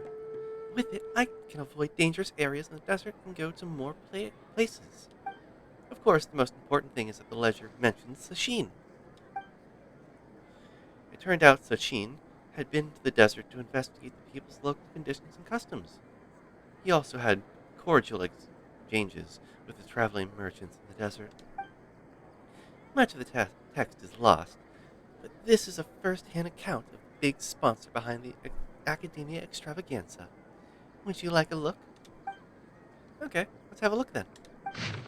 The sandstorms are raging. The caravan is stalled. We ran into a scholar calling himself Sashin.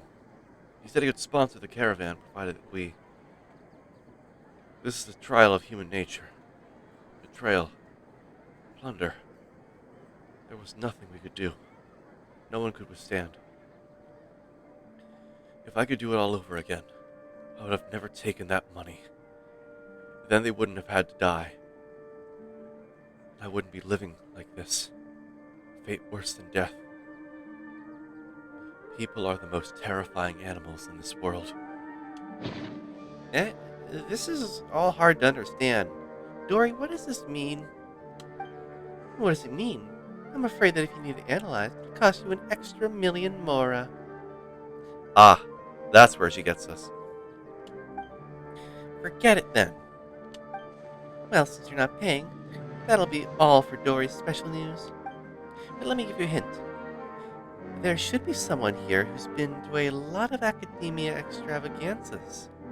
Perhaps you could talk to them.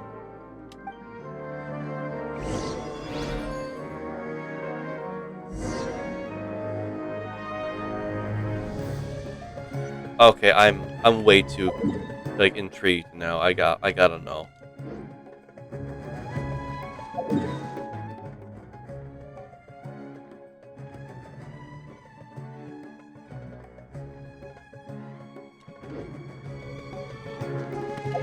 Wait. Oh, it's also in Aru Village. Okay. Well, that beats us to the location. Wait, where is the event? Where is this taking place? The sub-venue. I knew it.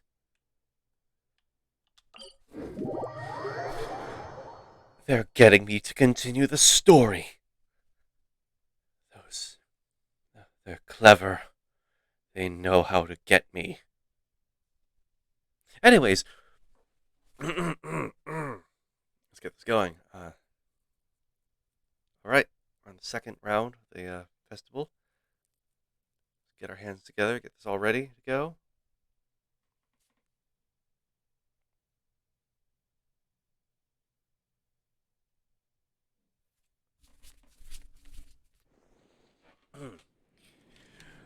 Welcome, ladies and gentlemen, back to the Akademiya Extravaganza. I'm your host, the Traveler, here with Paimon, and today we are going to get back into the great festivities that are currently happening. But first, we're going to take a little detour and see if we can find someone who has seen a lot of the Akademiya Extravaganzas. Get a small interview, if you would.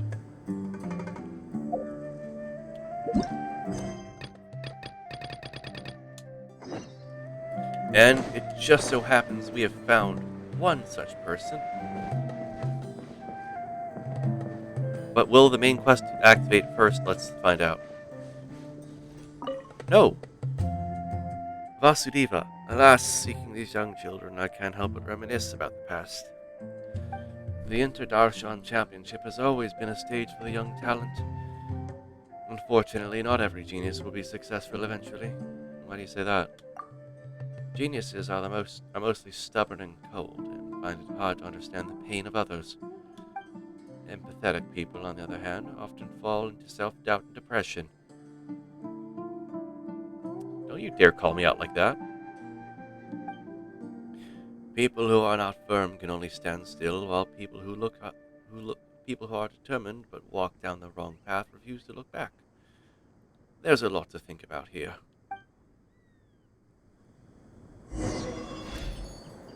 Well, let's detour from that man as we go find someone else to talk with. That looks like a person we can talk to.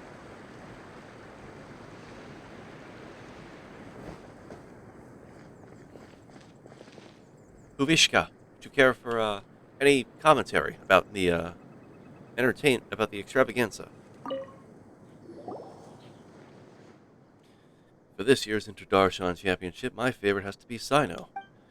Aside from his skills as a General Mahamatra, looking back at the tournament's history, the Spantamad Darshan has the highest percentage of champions. Actually, I call it Spantamad myself. No one has dared ask me why yet. Many people say that the Spantamad Darshan produces many talented people such as Cyrus, Rosika, Lisa, and now Sino. The brighter the talent, the sooner the game will lose its suspense. The most exciting competition was still 20 years ago. At that time, my friend also participated in the game, and I went there to cheer for him. The last round was played in a video forest. In the end, no one dared to approach them, and no one knew what was going on in the depths of the forest. Then I heard the Akademiya shut down the competition. Later, the Interdarshan Championship removed many of the events in which people fought to the death, discouraging people from being desperate enough to do so. Fight to the death? What the fuck?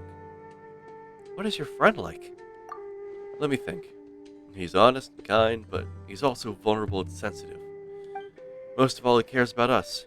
When we drink together, time is filled with laughter and cheer. Yeah, it's just too bad that it's all in the past now. Among the friends we drank with, some died. Some disappeared. Some now live in seclusion. They say fate is fickle. Perhaps it's true. It looks like something did happen 20 years ago. Right, didn't Lycus tell us to seek him out if we had any questions? Now that we have time, why don't we ask him? I'm sure that the extravaganza can wait a little bit. Ladies and gentlemen, we will go to a commercial break for the time being. We'll come back to you any moment to continue for the start of the second round of the Akademiya extravaganza. And cut.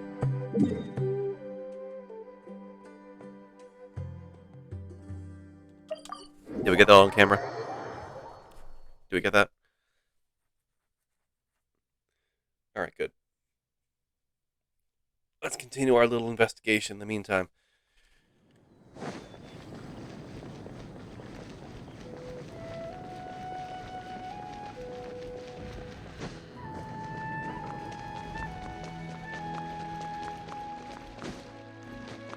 Hey, Lycus, we have some questions. The incident from 20 years ago?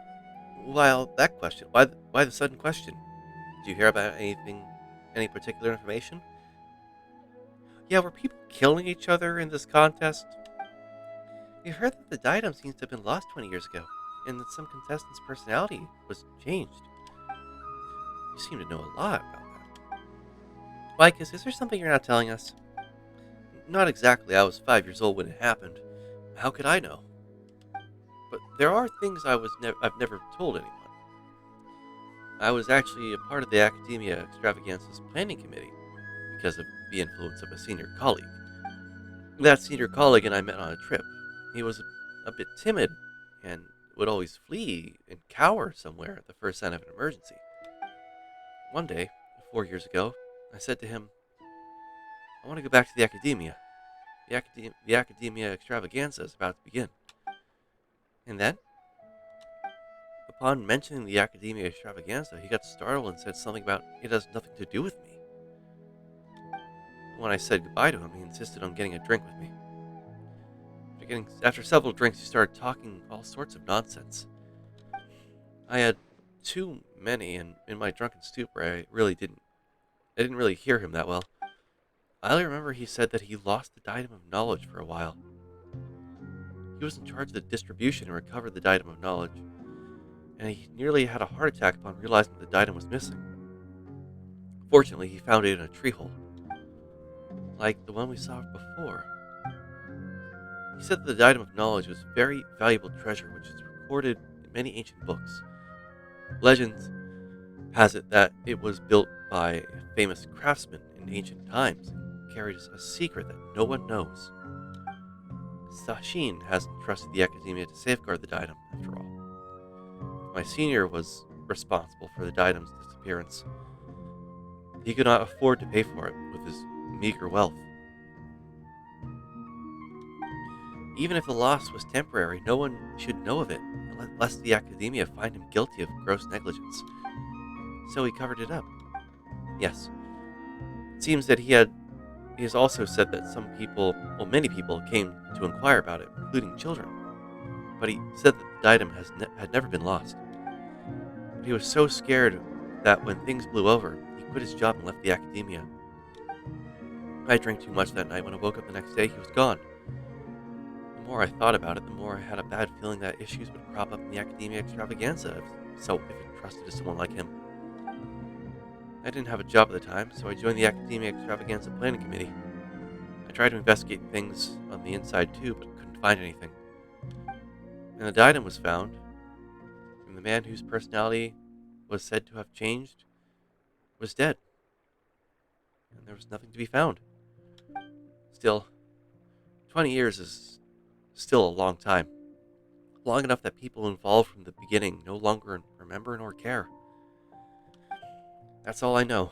If you're curious, keep investigating. Maybe one day you'll discover the truth. That's easier for you to say. We don't have much to go on. Do you have any more information, like where the senior colleague went? I haven't heard from him. Later, I also went to the desert to look for him, but in the vast desert, it's almost impossible to run into him. To make up for it, I do have some information on Sashin. Would you like to hear about it? Sure, tell us. When I was traveling, I did so with an Aramite commander. While we were chatting, he said he came into possession of an article written by an Akademiya researcher. He seemed to think it was something precious and refused to show it to anyone, only to let me peek at my request. I only caught a glimpse of it, but I saw it was signed by Sashin. I didn't know who Sashin was, nor did I care. After joining the Akademiya Extravaganza Planning Committee, I found out that he was an important member of the Vahumana Darshan who sponsored the event. Vahumana? I see. If you're interested, you can find the Aramite commander in the desert. He's usually in the Valley of Dari. Information related to Sashin? Alright, let's go take a look. This has really detoured me from doing the main thing. I'm really curious about this now. The plot thickens a bit more. It's at the one waypoint I don't have unlocked.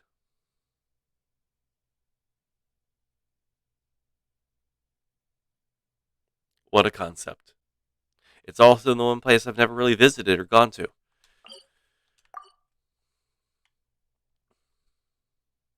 Actually, do I do this, or do I start the competition and then dip? Would I be allowed to do that? Can I do that?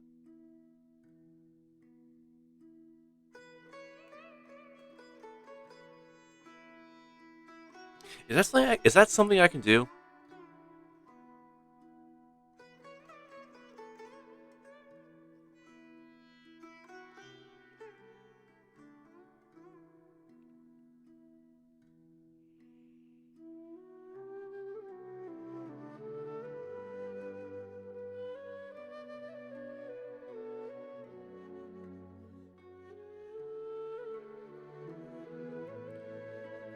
I'll just get the waypoint and talk to this guy. And after we're done with him, we will start the extravaganza. The commercial break's almost over. What? Is someone trying to join my world? Go away, Michael. I don't know who you are.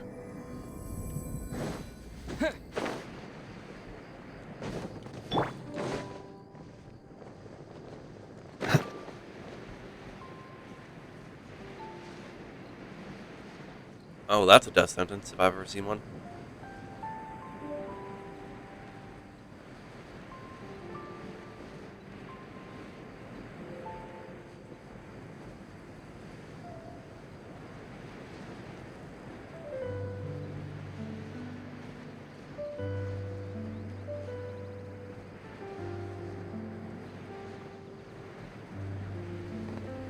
Wow, he's right by the waypoint.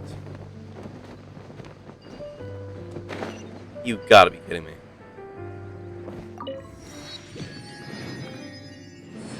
I got to explore this area still.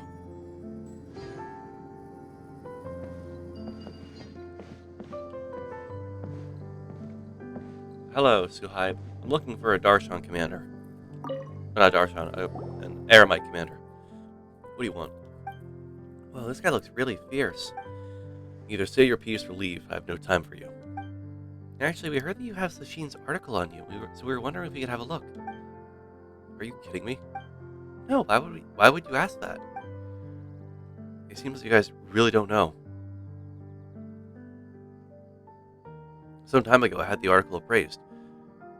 Turns out it's nothing more than a personal travel journal and is of little value. He hired my father to keep him safe. The Sashin fellow would often walk, ask, write, and mumble. There was one time his papers were blown away by the wind. He said it was no big deal. My father, however, thought that things written by intellectuals must be valuable, so he looked around for them at night with a torch. None among my family can read. My father cherished this article and then passed it on to me. I had no idea it was completely worthless. Sounds unfortunate, but do you still have it? Yes. You want to have a look? You can look at it as much as you want. This is nothing worth anything. There's no need for me to be so stingy. Once the gods reigned supreme. All life flocked to them like sheep, seeking shepherds, and those who suffered did so in silence. Now divine power has dwindled while human wisdom has blossomed. However, those who suffer face suffering still. There is a saying in Liyue that goes, "Life is like lodging at an inn, and in Inazuma, all things are but void." It hurts every time I read these words. I try to seek the reason for this.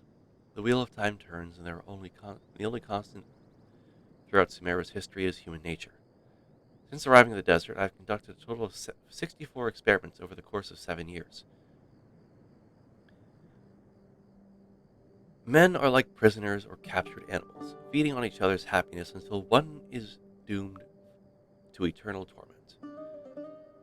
Therefore, where there is gain, there must be loss.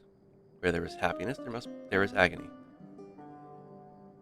Everyone is a victim, but everyone is also a perpetrator. Greed and numbness reside in the heart of humanity. Driven by greed, humans choose to commit evil, and the numbness is why they turn a blind eye to the evil of others. But if this is what the world is, what is, then, the meaning of the world? The future is to the present as the present is to the past. Peace was never an option. Conflict is the eternal truth. Everything, from my knowledge, my wisdom, to my life, is but nothingness. So this is an article that Sashin wrote? To be honest, Paimon can't make sense of any of it. Yeah, this sounds like he was just going through a depressive period.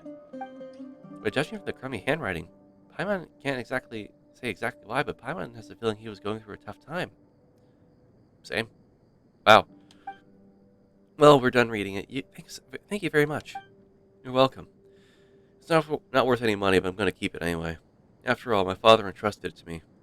Come see me again if you want to take a look at it again.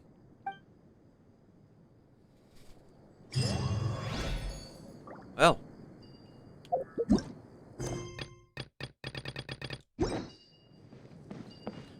Well, that actually ended it perfectly there. Since it's ended, I think it's now time that we start up Ladies and gentlemen, welcome back to the Academia Extravaganza. I'm your host, Traveler, also known as Kai Leston, but no one seems to remember that bit. And we are here once again to see the second round take off. Currently, we have our contestants, who I believe are all lining up and getting ready. So let's go meet with the main commentators.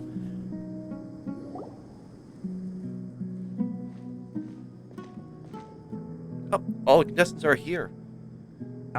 Is it me, or are the bags under your eyes even darker than during the last round? Are you alright? Thanks for the concern, Kaveh. I just haven't been sleeping well lately. Even though I try to fall asleep, I can't get the championship out of my head. And before I know it, it's morning again. I know the feeling. That happens to me too when I'm agonizing over my blueprints. Do you have any tips for dealing with that? To be honest with you, no. You could say there are many things that don't have a quick fix and can only be endured. I suppose you can think of it as something akin to an illness. Sometimes there's no effective cure, so you just have to let things run their course. I don't know what's stressing you out, but I can feel all the anxiety and pressure coming from you. The next round's about to start, so chin up and do your best. I appreciate these two. Oh, okay. You do your best too. Kaveh means very well. Looks like everyone's here. I will now explain the second round to you all. There are 3 leyline disruptors buried in the area around Aru Village. These devices can imitate the effects of leyline disruption and will constantly interfere with the environment. Your goal is to shut them down. Question Al-Haytham, is this considered safe for any bystanders in the village? The first 3 who manage to finish this task will be awarded 4, 3, and 2 points accordingly. Oh, ladies and gentlemen, this is shocking news, even for me, at least. It seems as now points have been increased by 1. This means that Kaveh has now a better chance of getting ahead of Faruzan in taking the lead. However, this also means that people who have points currently have a chance of skyrocketing ahead. Note that each person may only bring a set amount of food and water with them, and that leaving the designated competition zone will result in disqualification. And, ladies and gentlemen who have not heard, we have notes of disqualification, so we need to be careful and make sure people are set. Also, a set amount of food and water is meant to be brought with them. So this means we're going to be in a big survival game.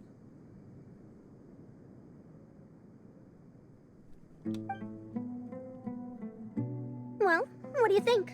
Want to team up again? I shall consider letting you have the points on account of what happened in the previous round. That's all right. I've been here many times, and in any case, machines are one of my specialties.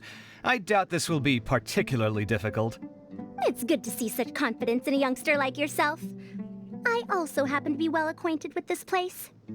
Let's see who will find these devices first. But aside from us, you should remember that there's a favorite for Champion. We must be careful of him. A favorite to win? Who is it? Shh, not so loud. I mean that boy Tainari. Look at him with his ears. He took first place in the previous round, and if he does so again this time, we may as well declare this competition over. That is true. If Mr. Flappa Tainari wins this round in first place, he will be awarded 7 points and will basically have an automatic victory. And if they increment the scores further in the next round by 1, third place giving 3 points. Actually, no, third place is already... Yeah, third place giving 3 points. That would put him at 10 points even if he got third place, which would probably put him in a spot that would be hard to top.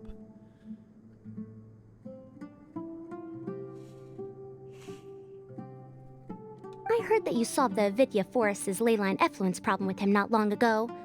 Since this round involves resolving a machine-simulated leyline disruption, it should be a simple matter for him. Yeah, but we were helping him. That That's true. It does look like his odds of winning are pretty high. He already has Kale, who is an excellent pupil. If he were to win this round as well, then wouldn't we just be letting him have all the fun? As his senior, it's my solemn duty to prevent such an inequitable arrangement from happening. I'm off. I'll get going as well. See you later.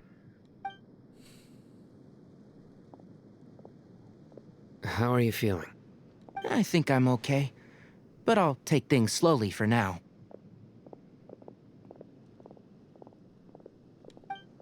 Is this all the water we're getting? Sorry. That's what the rules say. Only 2 water skins. I'm gonna assume it's 2 water skins. While this round seems to be about how quickly you can shut down the devices, it's also testing your ability to survive in tough conditions. I knew it'd be harder than I had expected. So we'll either need to find the devices as quickly as possible, or we'll have to save our energy and wait for an opportunity. Okay, I'll head out shortly. Thanks a lot, Nilu. You're welcome. Please take care of yourself. Well, there goes everybody. So, who should we visit this time? Let Paimon think. Oh, right! Didn't Faruzan say that Tainari's the favorite to win? Let's go look for him first. Alright, ladies and gentlemen, and we are starting the second. Since the round has now started, it is time for us to track down and find some of our competitors. Oh, and it looks like the area of question is the entirety of the mountain surrounding just to the northwest of Aru village. Now, with Tainari being the personal favorite and us thinking we should go meet him first, I think instead we should go meet with everyone else. Let's start with Layla, who managed to scrounge 3rd place at the last second. I think it'd be a good idea to get a little bit of a scoop from her. Currently she is down this way, so let's just take the freeway.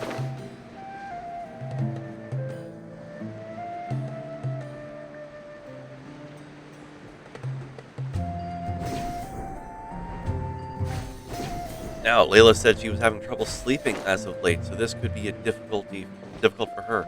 Not to mention with the extreme heat of the desert, this could prove to be detrimental. She might have to withdraw if this does not go well.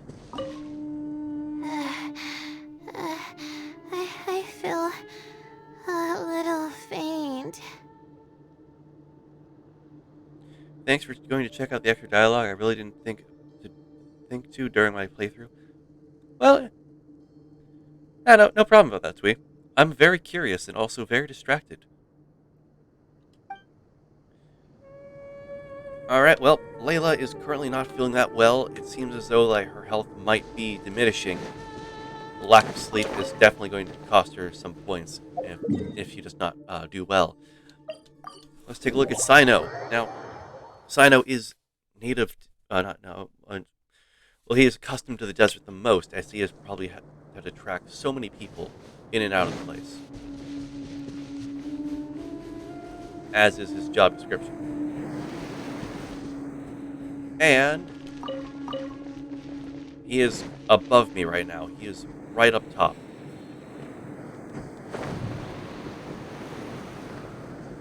Look at him standing there with them grippers out. Sino, any comments? The sun is especially intense today. I hope Tainari will be alright. Probably not. I should go check on him. Oh, that is a good point. While Tainari is an expert in the field of nature and such, Tainari is in fact from a more humid and warmer climate, not an extreme arid and hot climate. I can say the same myself, as with the fact that the 2 times I've been to California, I experienced real heat instead of, well, humid heat. A humid environment is a lot more different than a hot environment. And you learn that the hard way if you're not careful.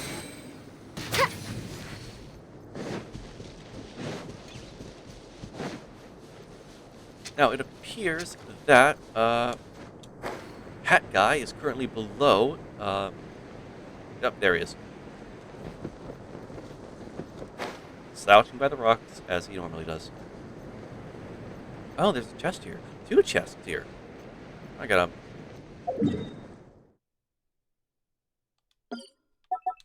Mark that for later. Anyways, Hatman, do you have any comments about the current round so far, and any thoughts? This seems more annoying than the last round. That's fine, though. I'll find some place to sit and watch them scurry. Interesting. It seems as though you're not... Well, that's an interesting choice. Ladies and gentlemen, I believe that it seems that Hat Guy is not actually concerned for the competition, but rather instead he is concerned for something else. He is simply just watching everyone else scurry about. I think he joined this game simply for the entertainment of watching people panic for points. And Faruzan, what do you have to say? Let me see. Where would they put one of these disruptors? If I were a betting man, I would say myself, I would put it in a spot behind a rock. Like that rock over there. But that looks like it's outside of the bounds, and I do not want to disqualify you, so have a good day with your own decisions.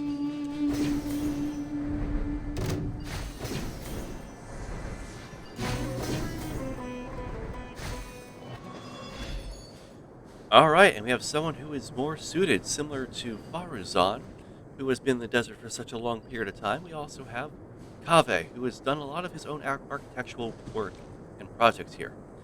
Kaveh, any comments? A desert fox? Why would there be desert foxes here? Oh, whoa! Stop biting my clothes! Hey! Interesting, Kaveh. Why would a desert fox be in this location and, for that matter, be biting his clothes? Seems as though it's causing some environmental disruption. We'll get back to that in a second. I think it's time now that we check in on Tainari and see what is going on with him. Hopefully he is not experiencing heat exhaustion, which is one of the first steps that leads to heat stroke.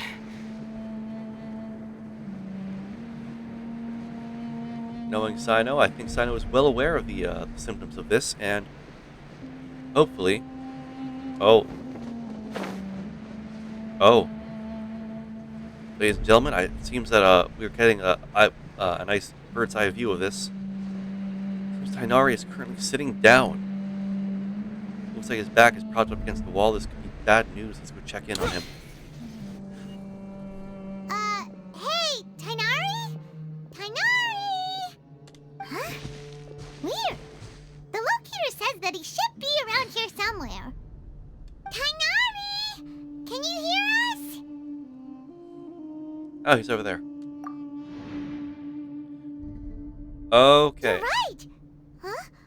Oh no, it looks like he's fainted! We have to help him! Ladies and gentlemen, it seems as though Tainari has suffered one of the first symptoms of heat stroke, which is heat exhaustion. He is probably currently feeling nausea and is feeling sick and too weak to really move. He will need to find someplace shady and start drinking some water to cool off. Tainari, are you okay? It's so hot. Oh, so you passed out because of the heat. Are you not used to getting around in the desert? That's right. I usually bring lots of water when I go to the desert, precisely to avoid this situation. I went through all my water very quickly, and with the effects of the disturbed ley lines, I started feeling dizzy. My ancestors, the Valukashuna, were originally from the desert. But I guess this is what happens when a species migrates. They become intolerant of their original environment. That is true. Unfortunately, this looks like it might be the end for Tainari. It looks like he might not end up getting any points at all from this. This isn't the time for a history lesson. Let's get you some water. Humans. Such fragile beings. Your bodies can't even survive extreme changes in the environment. And you consider yourself strong? Here, take this. Let him drink it.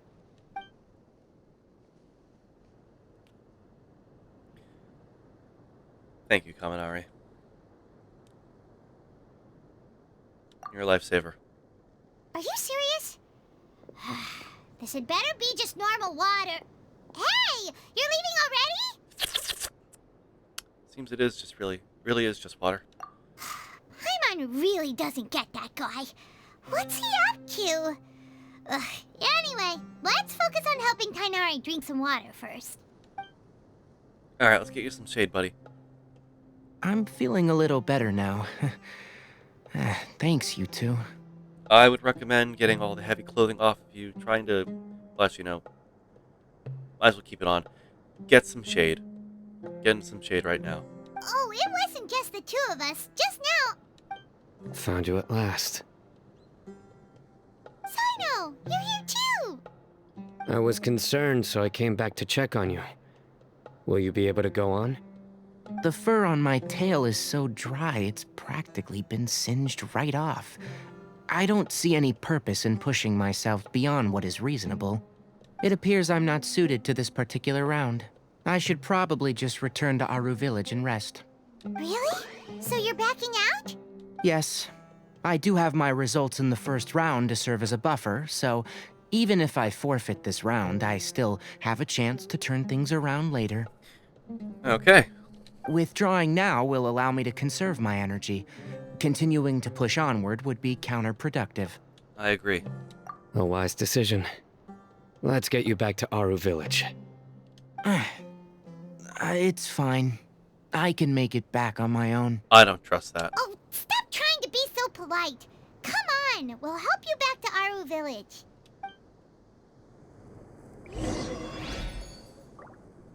Well, ladies and gentlemen, it seems as though Tainari is dropping out of the competition willingly for this round.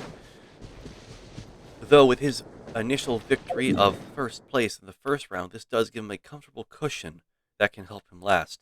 Now we are going to look at the following competitors as we head back. First, we're going to head over to Farazan and Kaveh, see if they've made any progress. Also, if worst comes to worst, Tainari will be faced with a tie for second, as second place gets 3 points for this round. Let me see. Where would they put one of these disruptors? There has been no development for Madame Farazan. It seems as though she has hit a rock wall of just thinking the same thought over and over again. I wonder how Kaveh is doing. A desert fox? Why would there be desert foxes here? Oh, whoa! Stop biting my clothes! Hey! It seems like the two of them are stuck in a time loop right now. I wonder how this will play out. Anyways, it seems Layla has traversed upwards. She is now in the upper areas. I wonder if you can find her. She's... oh, lower, actually. This works out because we're going to head on over to see Hat Guy next. Ladies and gentlemen, it seems that we might find Layla snooping about. Snooping about. Where's Layla?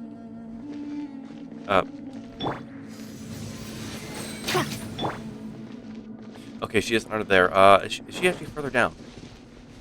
Oh, she is further down. Okay. Thank you. So, it appears that she is further down. She might be in this cave here that we just miraculously managed to find. Ah, she is. Oh. Oh, this was the right way to go. How are you feeling now, Tainari? Do you want to rest some more? Oh, this is the pathway back to Aru Village. There's some shade here, so we can stop for a while. All right, let's do that.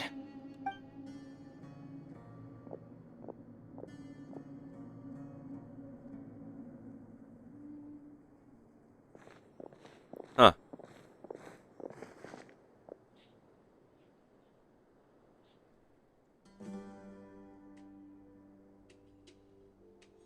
Oh, Sino and Tainari. And you've got the Traveler and Paimon with you. Oh, hey, Layla! Yeah, the sun was too strong, so I decided to take cover here for a while. That's smart. What about you? Are you all done already? Unfortunately not. I'm not quite as capable as I thought. I intend to withdraw from this round. Sino and the Traveler are escorting me back to Aru Village. Withdraw? Can you even do that? I believe the rules do provide for such a situation. Alhaitham did say that the act of leaving the competition grounds would result in disqualification from the round. Didn't I ask you if you were alright before this? If you had just decided to withdraw then, you wouldn't have had to suffer. Well, I had to try, didn't I? So I tried, and it didn't work out. And now I'm backing out while I can. When I get back, I'm definitely going to make a batch of sun-resistant oil. Next time I venture into the desert, I'll be prepared. This just in, Tainari is going to invent sunscreen. By the way, you're Layla, aren't you? You don't look very well yourself. Will you be alright? I did feel a little faint when I first entered the desert, but I feel a lot better after resting here for a while. Be careful not to push yourself too hard. Don't worry. I'm just... Feeling the pressure? Uh-huh. You can tell? Your expression is similar to the ones I see on criminals' faces when I interrogate them. To tell you the truth, I'm still not sure whether I have what it takes to represent the Ratawahis Darshan in the championship. You're doing your best. Most people voted for me because of all the rumors surrounding me, and to be honest, those rumors don't really mean anything. Now I don't know how to deal with all the expectations they've put on me. Even the people who usually criticize me voted for me this time. So I feel like I have to live up to their expectations somehow. So their expectations are putting pressure on you. Yes. Actually, I heard that you were voted in as well, Tainari. How do you deal with it? To be completely honest, I don't really feel any pressure. Firstly, those who expect things from you do not necessarily do so for benign reasons. On the other hand, those who do consider your feelings certainly wouldn't want you to push yourself. Next, we are researchers. Our primary duty is to interact with knowledge, not to meet others' expectations. As for me, I took part in this competition to advertise for an academic lecture at Gandharvaville next month. I'll obviously try my best during the competition, but I won't let any additional pressure get to me. I think you can also try to find a clearly defined goal. That may help you. I understand. Thanks for your advice. I'm absolutely parched after talking so much. I've still got some water with me. No, I'll be alright. We aren't far from Aru Village, so I can go the rest of the way myself. You should get back to the competition. Don't you want to win that limited edition card? Yes. Alright then. Your spirit will live on through me.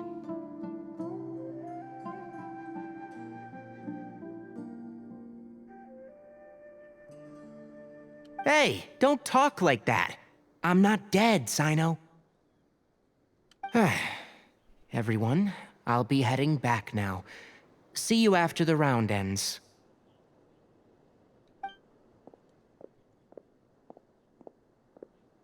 I'll continue searching for the ley line disruptors. And I will keep commentating.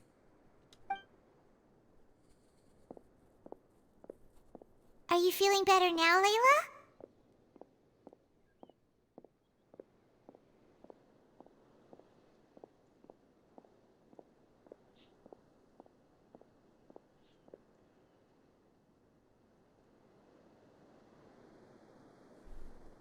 Yeah, I feel like some of the weight has been taken off my shoulders after chatting with Tainari.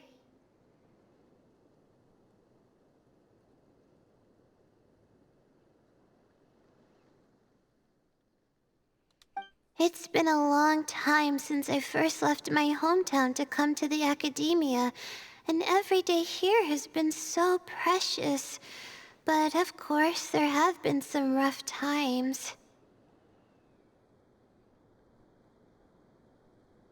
All sorts of complex astrological models, countless quizzes, and essays that took all my brain power to barely finish.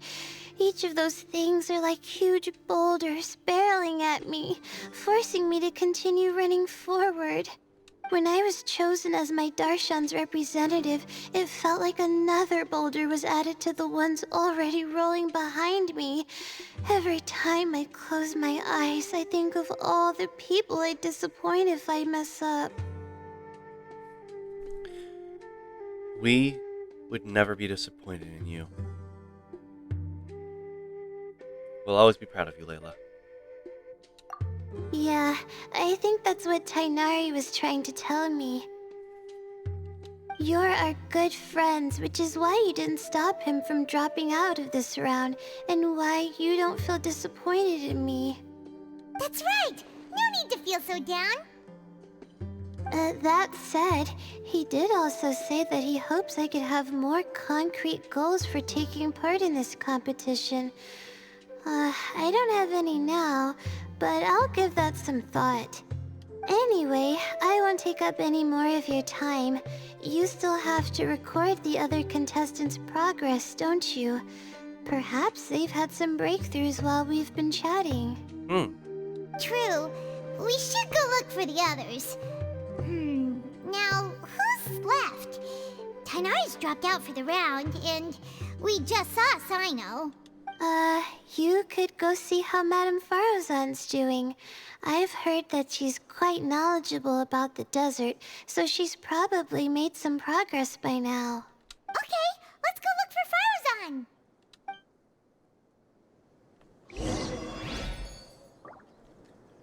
Any additional comments you would like to say before we part? Don't worry, I'll be fine. All right then.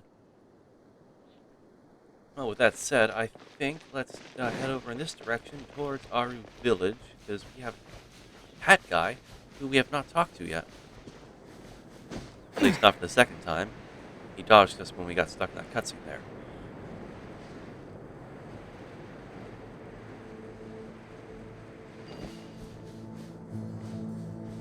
And he's... Ooh, this is a very nice view. Very scenic. Lovely. Tell me, Hat Guy, any comments you have on the competition right now, seeing as how Tainari has dropped out? Looks like someone's taking it easy. You should be thrilled that I have nothing to do. Otherwise, that means someone's in for a very, very bad day. But if you don't get any points this round, you won't have a shot at winning. It's not like I care about winning or clout. Really? The real prize for me is watching all these people fight over something so useless.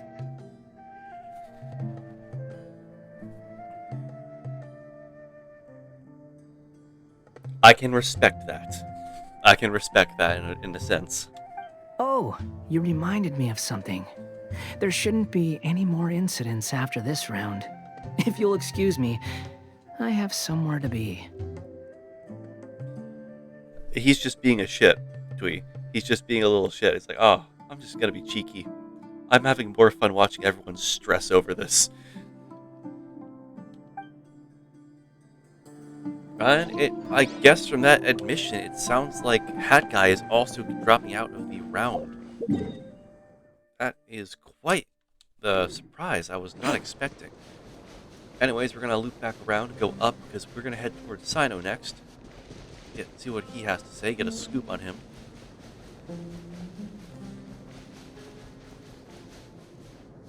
Damn, this sand, it's really hard to run through it.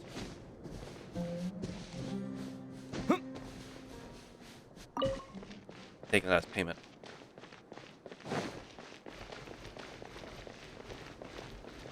Sino is above us. Alright, so we'll loop back, we'll loop back around. Sand is so coarse and gets everywhere. I swear to God.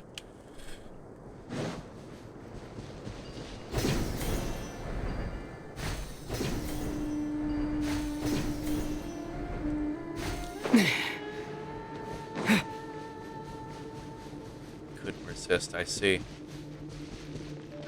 Now it says Sino is currently above us.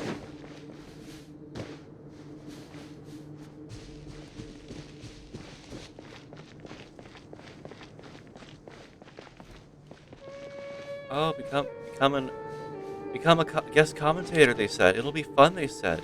You'll just be recording everyone, getting everyone's like takes and like their opinions. Won't have to do that much work, they said. Not have to climb a mountain. Why would you have to climb a mountain? That'd be absurd. You're just gonna take the commentary. I swear if this slants out any further, I'm gonna be annoyed because then I have to go find another part of this mountain to climb. Should be a dip at some point. There it is.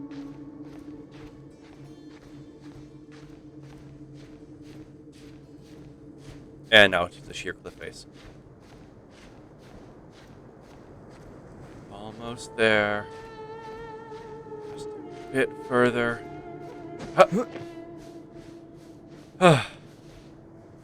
Okay. And we're back. Now it seems like Sino might be over here somewhere. Ah, there he is, but first and foremost.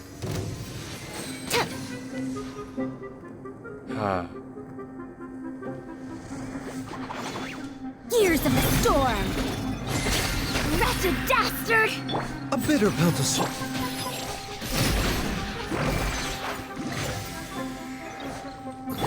Too late for regrets!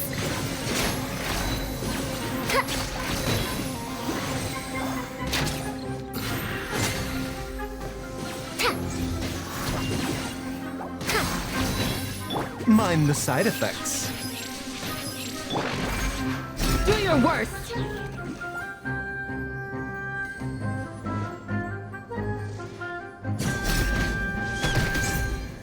You're exposed! Yeah. Propagate! The doctor will see you now.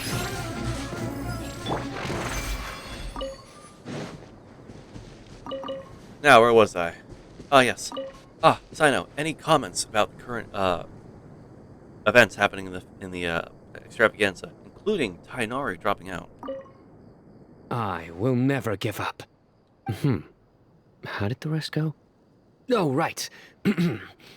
I will never give up. My will is my greatest weapon. Okay, interesting development. It seems that Sino likes to practice quotes in his free time. That's lovely. Lovely thing to learn. Now, it says that Kave is located over here. Okay, it seems he is made a Sealy. Well, interesting. Okay, Kave has managed to move about 30 feet to the left. We will see what this means. Kave, any comments? There's another one.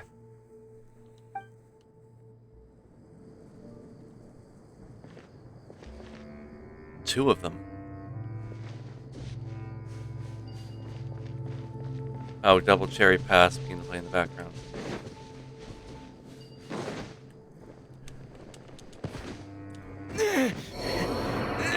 Why wouldn't it? It wouldn't let me zip. A bitter pill to swallow.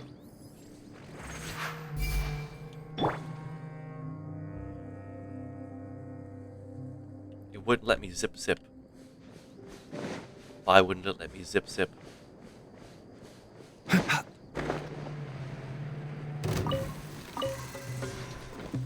The doctor will see you now.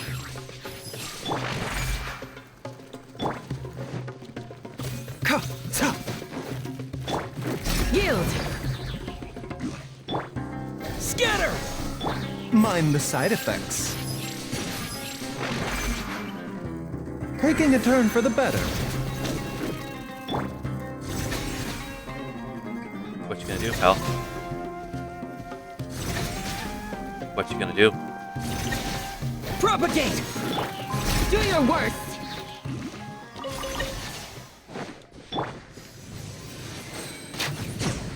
Oh, I'm distracted now.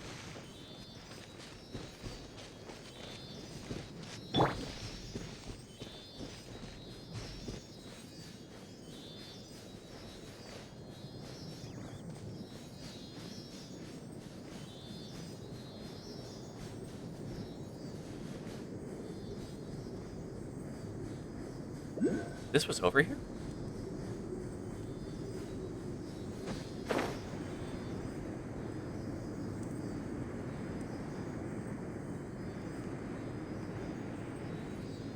This was over here?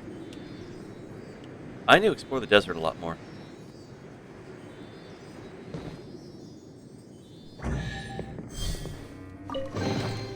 Is this an answer from this world? No, traveler. It's a chest.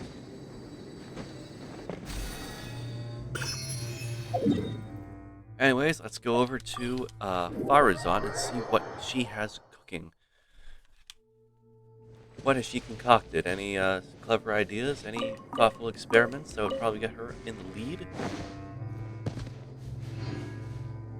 Farazan, comments.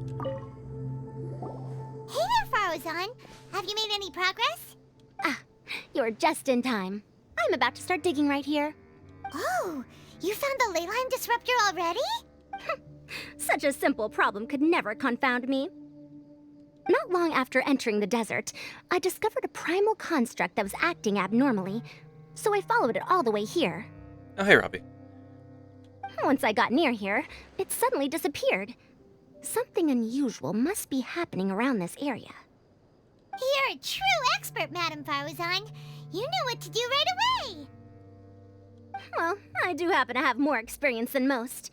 But that aside, has anyone completed this challenge yet? Not to our knowledge. Nope, not yet. Well then, I suppose I'll be the first. What about that boy Tainari? Sadly, he had to withdraw from this round. He was suffering from heat exhaustion and did not want to have the effects go any further. Oh? And why's that? I just told you why. He's not used to being out and about in the desert. Okay, yeah, that's the easy way of saying it. Huh. I didn't think he would have such a weakness. I suppose he could use a bit more training. What about the others? Is that Ratawahist girl still a bundle of nerves? Sadly, yes. Tainari gave Layla some advice, and she seems to be doing a lot better now.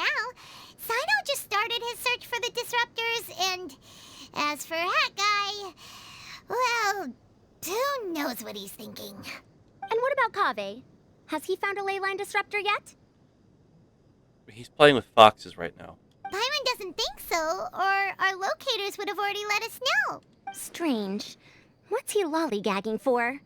With his skills, you should have heard something from him by now. Well, I'm afraid the most thrilling moments are already done here. You should probably go find Kaveh and see how he's faring now. Well, last we checked, he was, I'm scared he's gonna get eaten by foxes now. Any additional comments? Here it comes. I think I'm about to strike gold.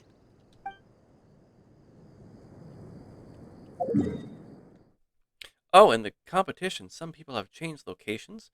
Well, not Traveler and not Sino, but it seems that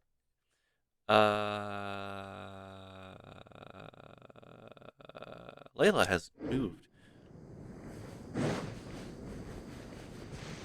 Let's go take a look and see what she's up to.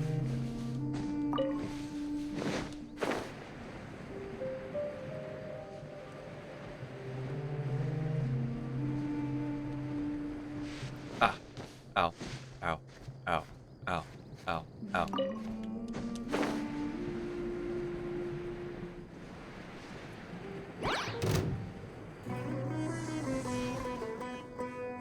Ignore me, I am but a commentator. And they're burning themselves. Such imagination. Hello, Layla.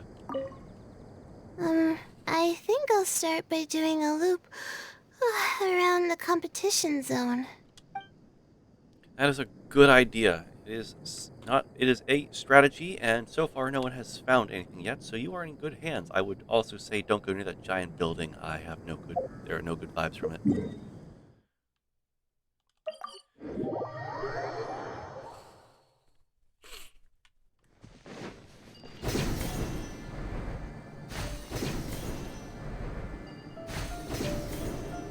All right, Kave, how are you faring? Is that?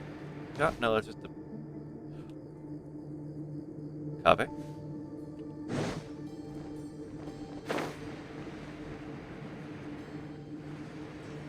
And they're multiplying.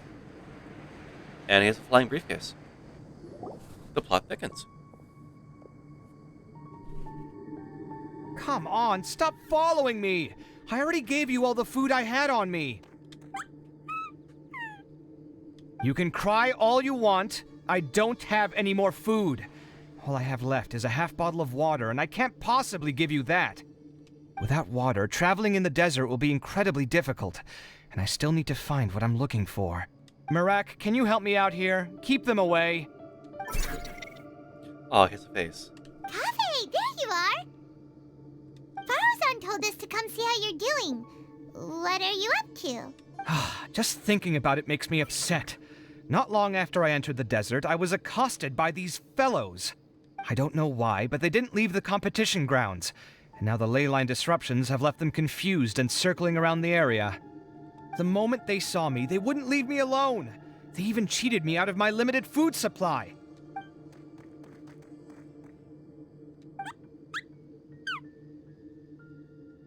Hey, didn't I ask you to keep them away? Kave, is this flying metal thingy yours? That's right. This is my toolbox, Marak. Your toolbox? Huh. It seems pretty fancy. Hey there! Can you understand us?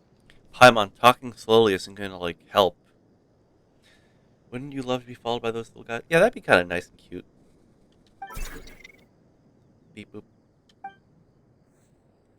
Why is it here with you? Sometimes I need to carry things when I go out, so it's handy to have a portable toolbox. Well, this definitely doesn't look like an ordinary toolbox, that's for sure. It's a long story. When I was working in the desert, I ran into a merchant group who had a machine core they excavated from some tomb. It was clearly from King Deshret's civilization. His technology still isn't fully understood, and Kasharawar has many different opinions on this topic. Our current theories cannot explain such mysteries.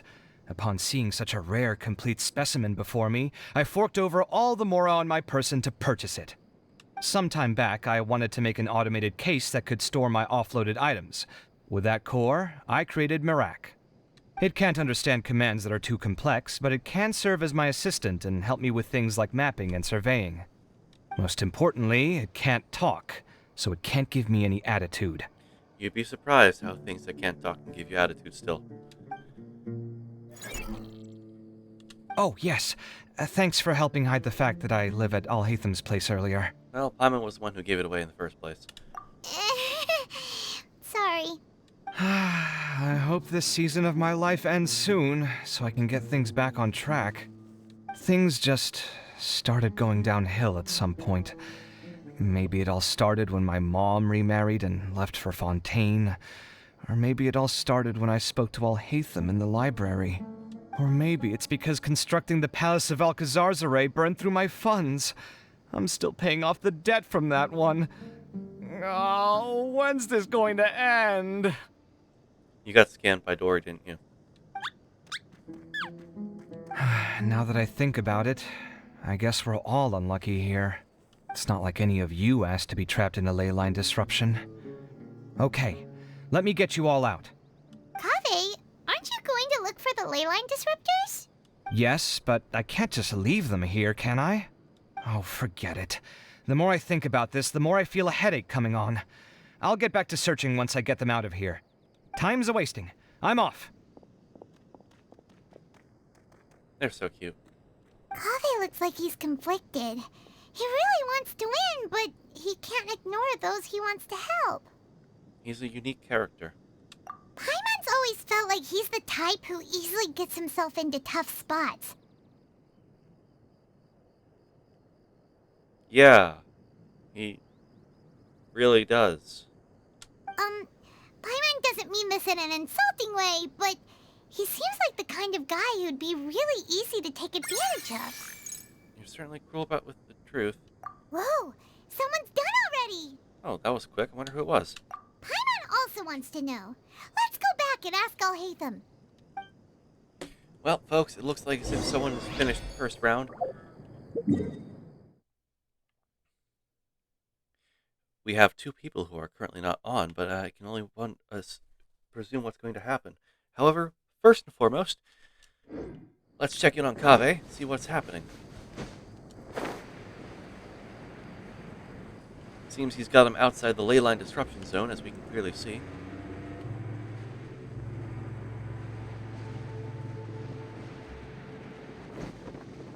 Yeah. Shh, quiet. I'm currently trying to find a way out of here.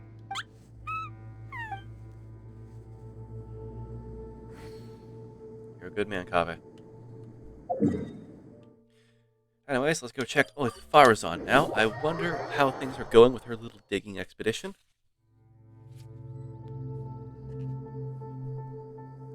Is that a tilted building in the distance?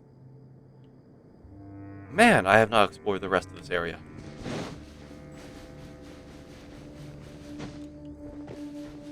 Oh, there's a Shrine of the Depths over there. Damn. I gotta explore more. Anyways, Farazan, any updates on your current expedition? Here it comes. I think I'm about to strike gold. She is still digging, as it seems.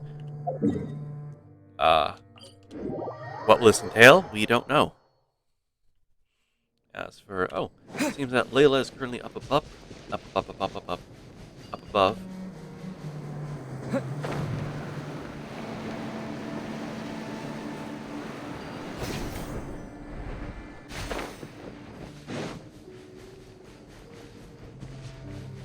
Layla, any comments, any updates on your current strategy? There's a few things that seem a little off about this place. Let me collect my thoughts for a second. Very well. Seems that she's still trying to get things together. Oh, you can really see all the stars out tonight. And, oh. And that. Well, folks, it seems as though we're going to go check out who has won.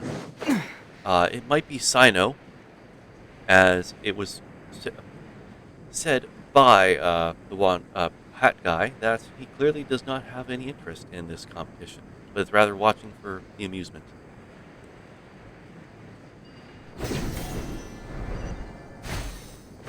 Quite an interesting decision to make, if I will be honest.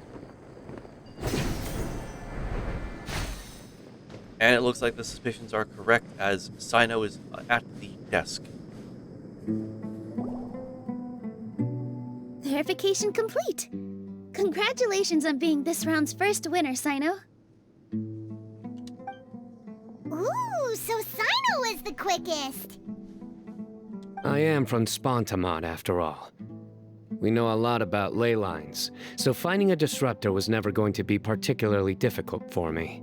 Since the Traveler and Paimon also happen to be here, do you have anything you want to say? Anything for the camera? Anything I want to say? My friend couldn't continue on, so failure was never an option. The bonds of yesterday will forge the road to tomorrow. With the ties of friendship that bind us, I won't lose to anyone. That's a line from King of Invocations, one of my favorite works, and it sums up my thoughts right now. Well spoken. It might be a good thing that Tainari isn't here, or else he'd give Sino a good smack right about now. That's so Sino. Oh wow, it's already so late. Everyone's probably running low on food and water. It'll only get harder from here on out. Yeah, if no one finds any food or water within the next, if no one finds the ley lines soon, it looks like it's going to be just a full-on disqualification and sweep by Sino with 4 points in jumping to the lead. That puts Hat Guy, Layla. No, Layla has that puts Hat Guy and Kaveh at 0 points. Oh, that does not sound good and look good. Something similar happened in King of Invocations. What a classic. You and your manga. Any thoughts on that, Alhaitham? I have no thoughts regarding King of Invocations. Milu obviously wasn't asking about that. Deserts are much more dangerous at night, so this competition should be nearing its end. At the moment, only Farazan, Layla, and Kaveh remain. I wonder who the next person to find a disruptor will be. Wait, only 3 people are left? Tainari forfeited, and Sino's already done. What about Hat Guy? He also forfeited not long ago. Paimon can't understand what he's thinking at all. But, like Alhaitham said, this round's almost over. Let's go see what the other contestants are doing. Yep.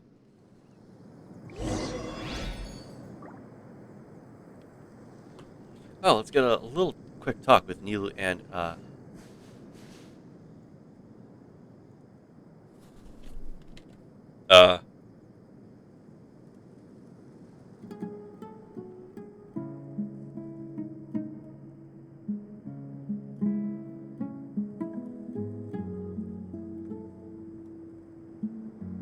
real fast.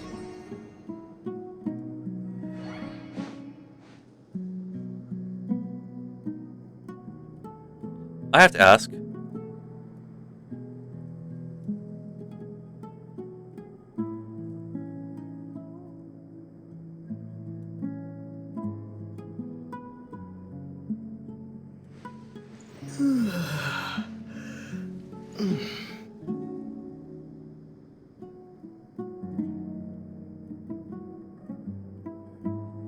What is this? What is this spinny blue thing?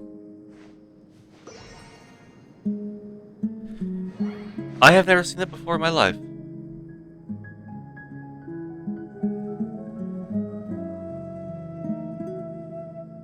Huh.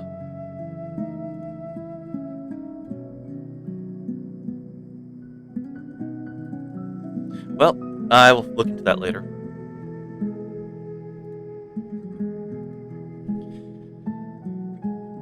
Back to the tournament. Oh, right. No, first I was going to talk with them. Things are really heating up now. You can feel the contestants' passion too, can't you, Alhaitham? Compared to the abstraction of human emotions, the desert heat is easier to intuit. Tainari made the right decision to forfeit. Oh! Sino and Tainari, can we get like a little, talk about how you two are feeling? Are you alright? Much better. Aru Village's hospitality sure is something. 2 whole pitchers of water, to be precise. Oh, wow. If your throat's too wet as a result, I can provide some dry humor. No, thanks. Much appreciated, though. That was a pun in itself. Oh my god.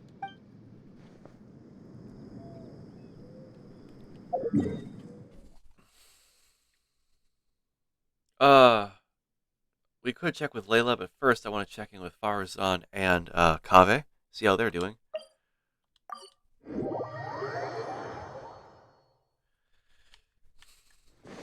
Okay,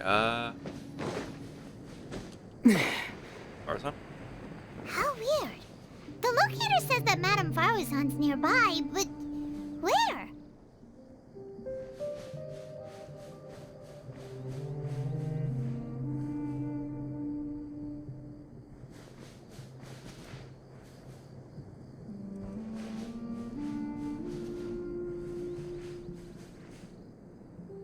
She didn't... She... Did she?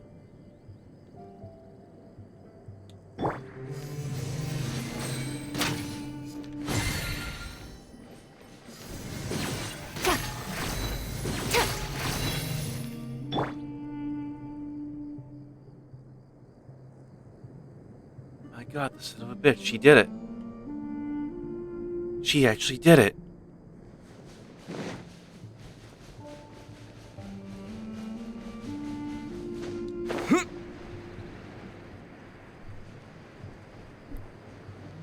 She turned herself into sand.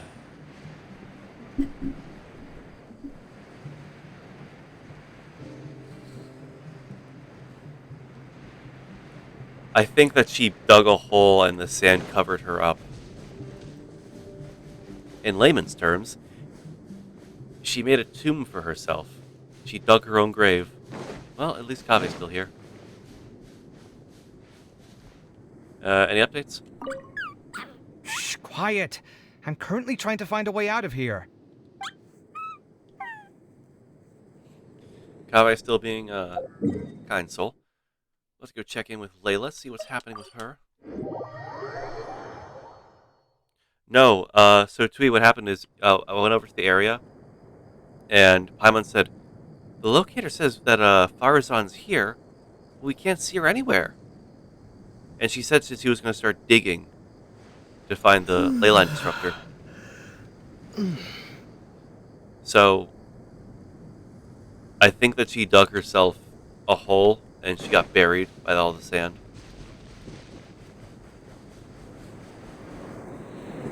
Oh, hello. Layla, any comments?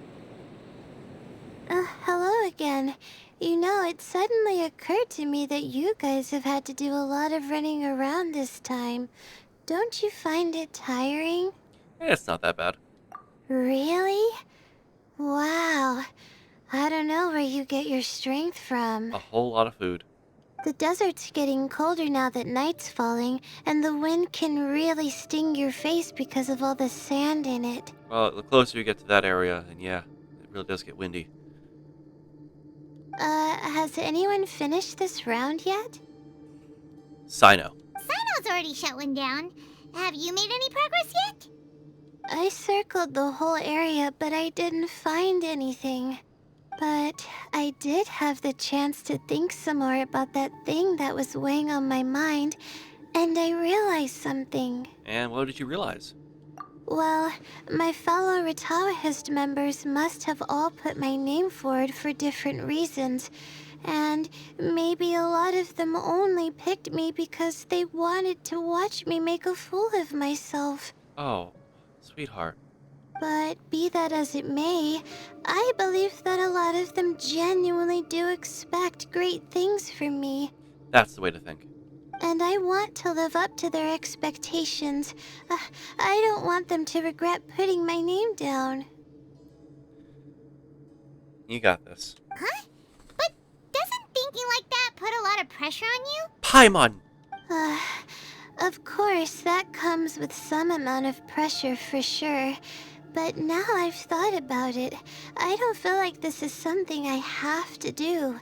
Instead, it's something I want to do. That's the right way to think. That may not sound like a huge difference to you, but it's helped me relax a lot. So don't worry about me. Well, that's great! Also, now that I've relaxed, I'm suddenly really sleepy.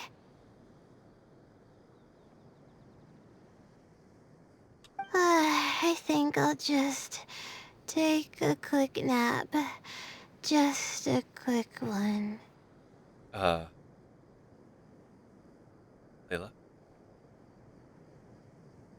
Layla,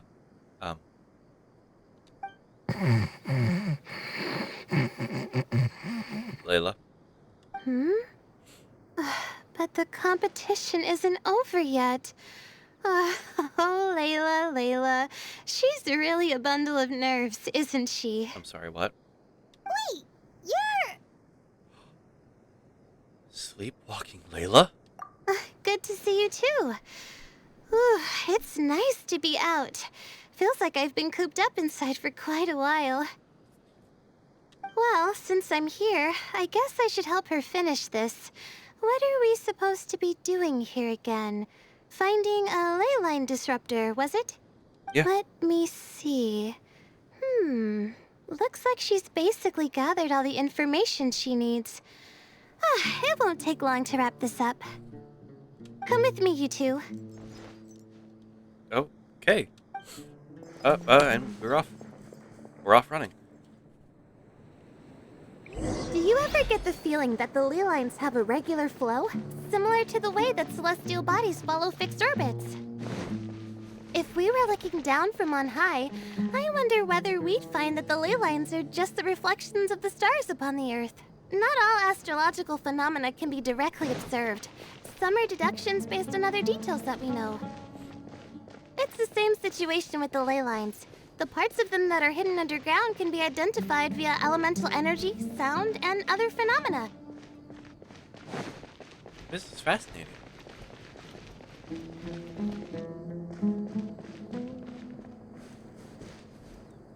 Plus, now that someone has shut one of the disruptors down, the contrast between before and after can provide me with further information still. Let me see. It should be here, I think. Under that pile of sand right there? Oh, that was the pile of sand I saw earlier in This Sino. should be it, right? I'll turn it off. That should restore the ley lines in the area to normal. Nice work! Again, I didn't do any of the real work. I'm just wrapping up. She'll probably wake up soon. No doubt she'll be a little disoriented at first, but once she's got her bearings, she'll go and report that she shut down this disruptor. Will you be staying here for a while? Or are you going to check on the other contestants? Oh, time to check our locator. Whoa, it looks like Kaveh and Farozan are headed towards the same place. Ah, Farah's on his back. Perhaps they're about to find the lost disruptor. Also, speaking of Kaveh, he's an interesting one. Huh? Why do you say that? Before the second round, he had a chat with the other me. He said that worries can be like illnesses. They don't always have a magic cure. Sometimes you just have to endure them as best you can until they run their course. But the way I see it, his situation is much worse than my other self's. She just hadn't found what she wanted to do at the moment, which is why she felt lost. Kaveh, meanwhile, knows what he wants to do. He's convinced that he has to win, and yet he still seems conflicted. He doesn't have a second personality, but somehow he still seems that he's at odds with himself in some way. I don't know exactly how to describe it. It's like he's smiling on the outside, but there's no joy inside, only sorrow. Still, who knows? He must be more experienced than me. Maybe he's just better at dealing with it all than I am.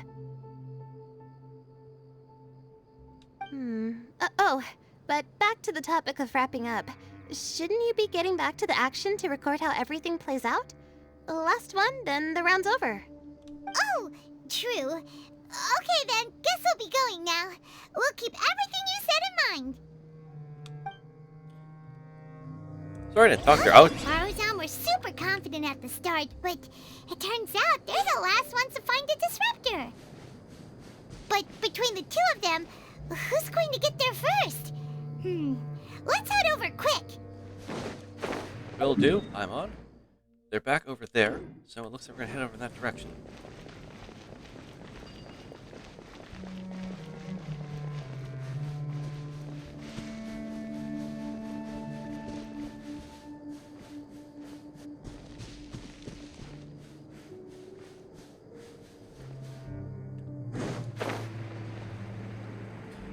Well, folks, it looks like we're getting up to the final one, and oh, it's a standoff between the two.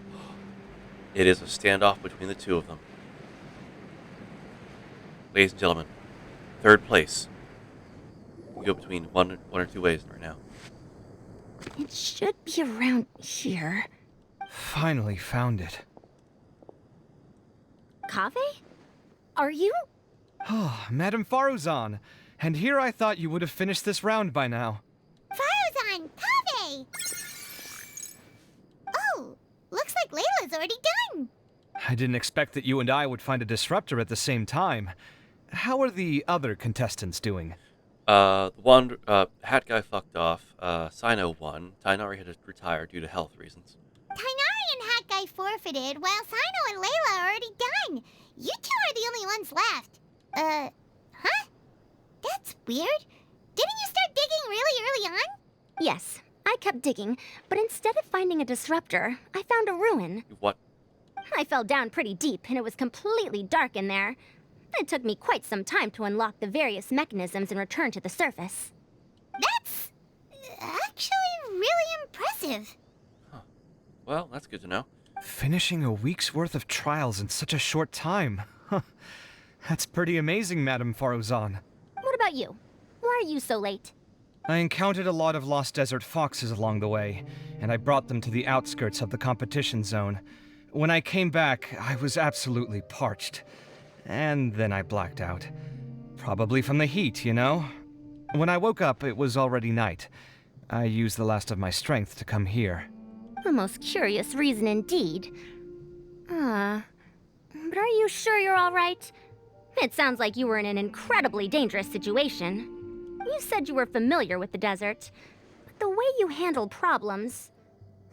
It does feel rather at odds with your title as a genius. It was problematic, but that had nothing to do with me being a genius. It was my decision.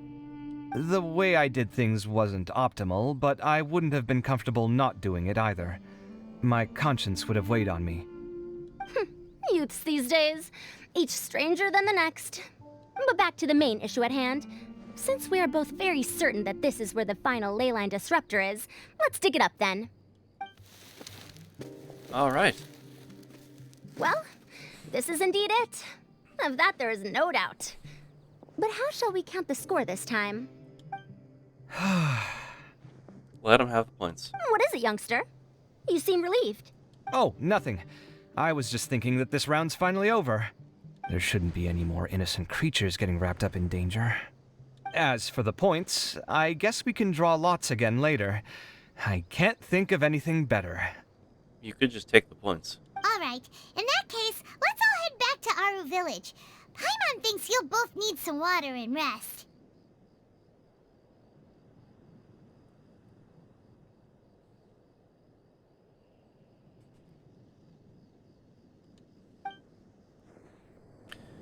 Well, folks, it looks like that is wrapped up, and it looks like we're looking at the scores right now as they're getting compiled. Hello.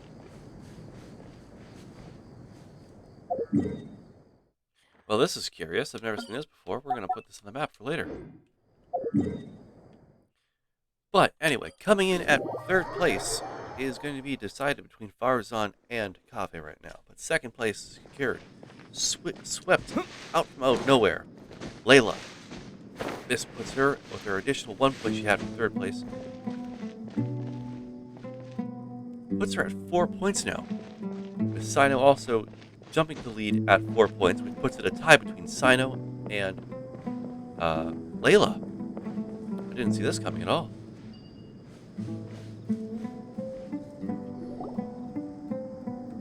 Looks like the second round is over. I wonder who is faster, Kave or Madame Farzan? Huh? Where's Madame Farzan? Huh? She went to get water. She'll be back shortly. We basically arrived at the same time, so we'd like to draw lots again. You get caught up in some things so easily, like drawing lots. I'm not caught up in anything! Don't make it sound like I take pleasure in having bad luck! Really? Then should I say that you have a curious affinity for drawing lots? I'll go get the box and slips of paper for the lots. Please wait a moment. Oh, here we go again. Let's see how I fare. Kave emerges triumphant. I got it! Did you see that? I won! And with that, it seems Kave has got himself points on the board. Putting himself at 2, tying himself with Farazan, which puts them both above the Wanderer. I mean, Hat Guy. Congratulations! Looks like Kave's luck's taking a turn for the better! Finally! After all this time! It looks like you've been rewarded for your tribulations in the desert. This round's points are yours. And with that, our second round is done. Sino, Layla, and Kabe are our victorious contestants. As for the current standings, let me see. Sino and Layla both have 4 points, putting them both in first place. The rest in descending order are Tainari, Faruzan, Kabe, and Hakai. The next round will be the final one. Please rest up before then, everyone. I heard that some stalls at the Wisdom Gala are debuting new games, so feel free to drop by if you're interested. Otherwise, see you next round. New games? I haven't even started the first games. What? How many games do they have? Oh, wow, they clean up fast. I want to touch that thing.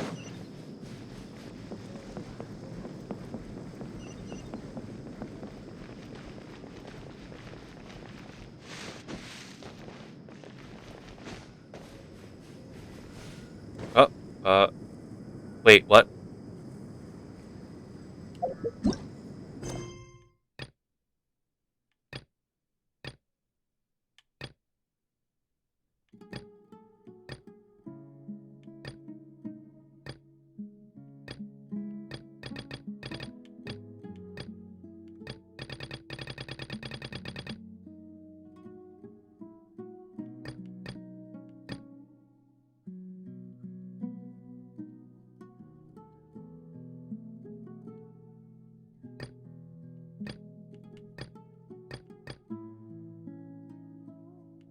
Wait, what?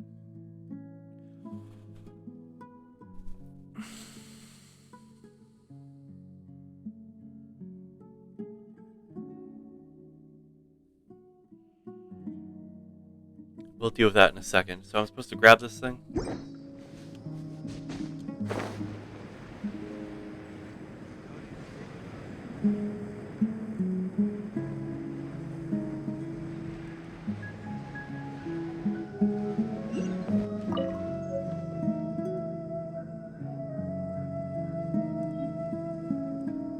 Oh, the chess pieces!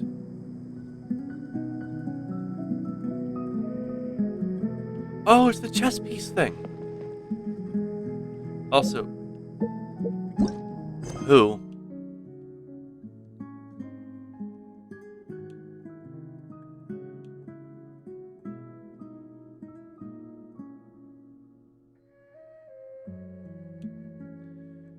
Ah.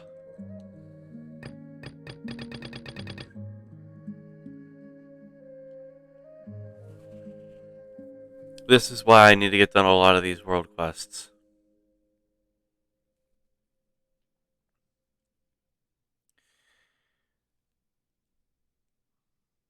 I might as well do this because I thought, hey, I'll just like do it next time. I'll do this quest offline, but that might start the other quest. So we're gonna start this.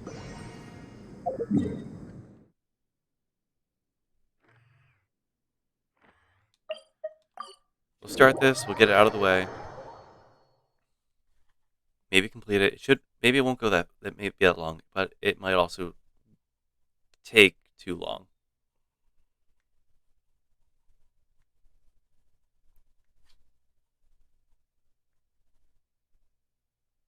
We'll see.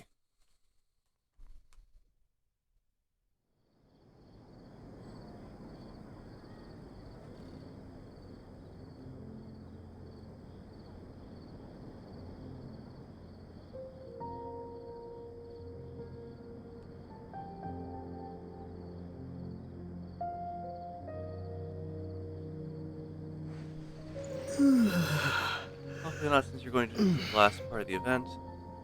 Okay, let's see. Okay, motherfucker.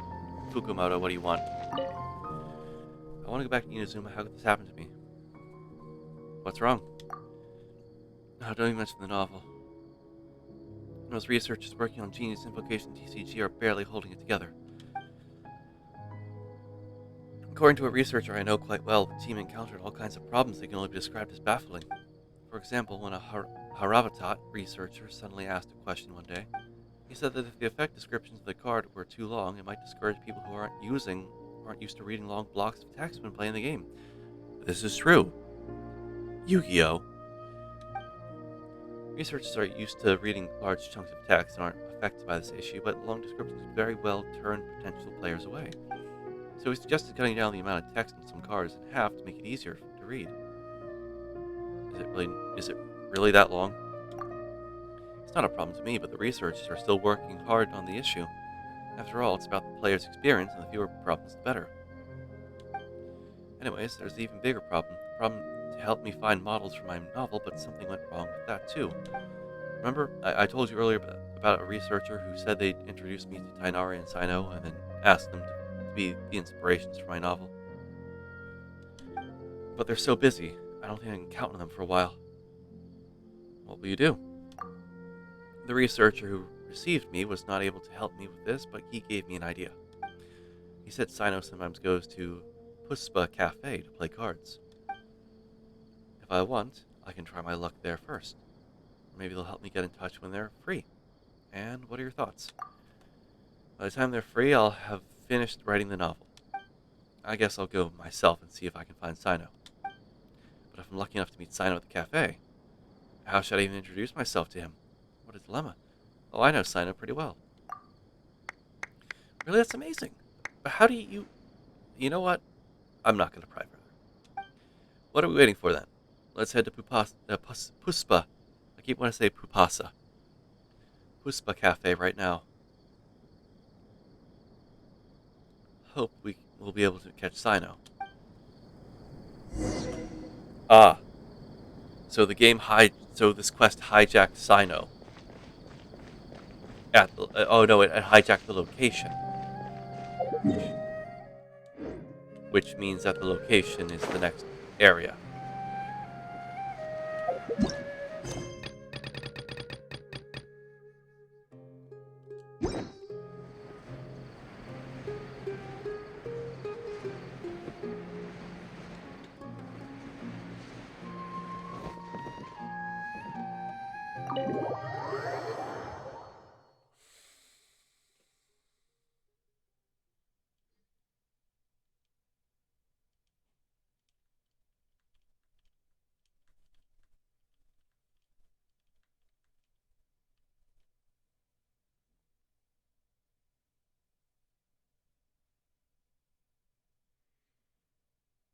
Yeah, this might end up it's almost 12, so this I might have to just do the last bit of the story for another time. Oh, he's staring at a wall.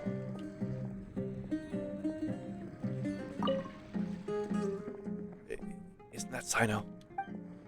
Look at his outfit, his hairstyle, and that hair color. This is exactly what a protagonist in a card game novel should look like. I actually know quite a lot of people who can fit this into this category. Really? Well, that's great. I'm working on a third book of King of Invocations, and this time I'm not going to base it on the gameplay mechanics of Genius Invocation TCG. I'm going to create an all-new way of playing. For instance, I could get all cards to be suspended mid-air on the field, and players have to collect the cards as they consider their next move, all while preventing their opponent from collecting cards themselves. I'm getting excited just thinking about it, but I don't have enough. We don't have enough time for this right now. Traveler, please ask Sino to be the model for my novel. I'm counting on you.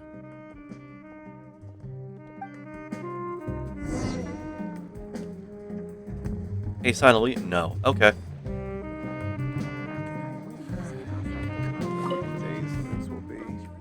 This combination of cards isn't bad.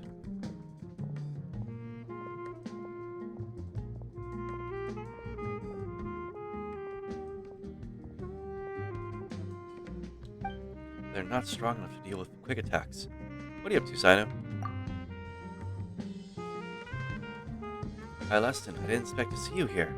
I'm in the middle of trying to build a Genius Invocation deck with a relatively slow attack speed. I'm hoping that the deck will allow player to obtain an abundance of resources and plenty of powerful cards. But to be honest, it's hard to build a deck like that. Currently, in the Genius Invocation TCG community, some players prefer to use cards with fast attack speeds. At the beginning of the game, they play a large number of cards in one go in order to swiftly defeat their opponent. Opposite of what I do, I tend to play one, maybe two cards for a setup. I like to build, but I'm no fan of this tactic. I prefer to continuously accumulate resources in different ways. Same. Seizing every possible opportunity, building up my advantage, and eventually securing the victory. Yes! Yes! You're just like the main character of my novel. Sorry, I'm... This is the author of The King of Invocations. Hello, General Mahamatra. I don't suppose you've heard of me. I've read your novel. It's very good. I'm truly honored. In the novel, every time the protagonist is at a disadvantage, he always manages to get a card that wasn't in his deck through various means, then defeats his opponent. This left a lasting impression on me. I understand that writing novels require taking a creative license, but this way of winning is a departure from the fundamental mechanics of Genius Invocation TCG. About that, well, although I do play Genius Invocation TCG a lot, I'm not really good at it, and if you write about duels with a competitive mindset, it wouldn't make for an interesting story. Is that so? Well, as luck would have it, I've just built 2 decks of cards so we can play a few rounds of Genius Invocation TCG right here. Maybe you'll find some inspiration. This guy simply just wants to play cards. Yeah, playing? With you? I'd love to, but the truth is, I'll explain. You tell Sino about Fukumoto's quest. You're asking me to model for the illustrations of King of Invocations? That's certainly no problem. Great. Traveler, quickly, help me take some pictures.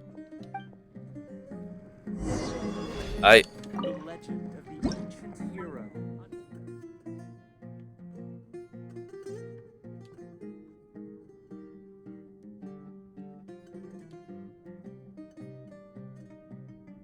I think a commanding shot like this, kind of like just like a looking up, would be a good one.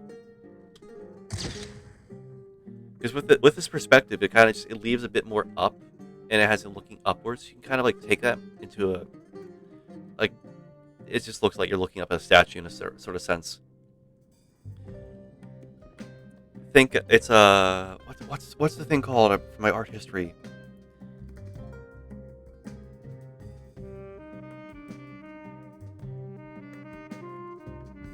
It's something about it's I know what it is. If I go exactly called, but it's something about the I'm just gonna call it the scale of hierarchy.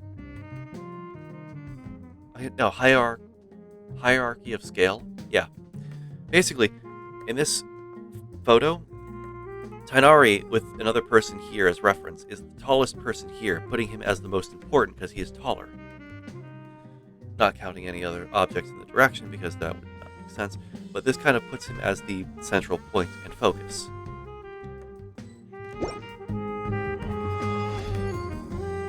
I take several pictures of Sino very quickly. This has been a big help. I'm sure Asagiri will make an excellent illustration. Thank you very much, Sino. I'll be sure to send you a copy of the novel as soon as it's published. Sino, the 2 decks you're holding are... Didn't you promise to play a few games of Genius Invocation TCG with me earlier? I'm not very good at it, so... Traveler, you're definitely better than me. You're better at this. The matter is settled. Here, take this quick attack deck. I'm going to use this relatively slower deck to see how I can deal with your attacks. I'll do my best, Sino. Oh, look at the 2 of them playing. Playstyle is so slow and deliberate. It's just an intuitive strategy.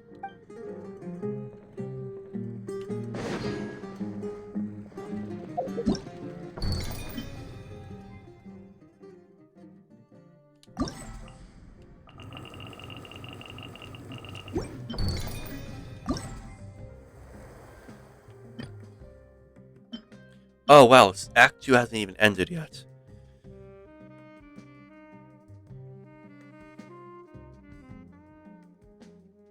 Comings and going, beginnings and endings, gatherings and partings.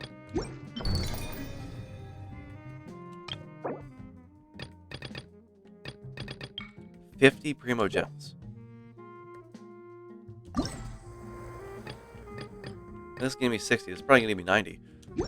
Man, I'm gonna have so many Primogems now, but I don't know what to save them for now. I have Baiju.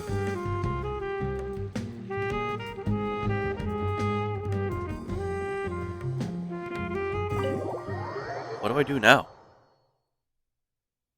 Save for Fontaine? Well, I guess I should do that.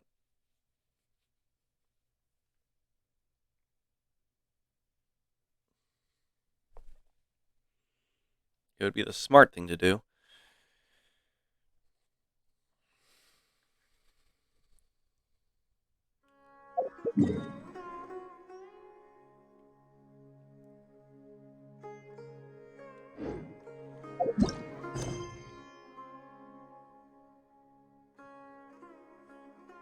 Hmm.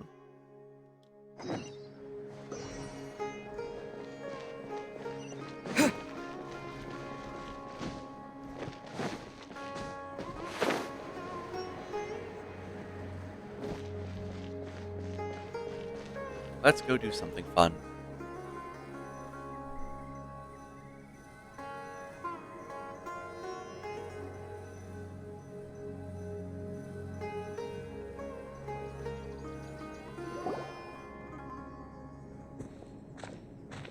It feels like something's been on your mind this entire time.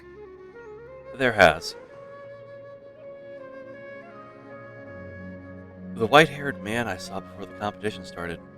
Traveler, Paimon. I finally found you. Oh, hey. Finally?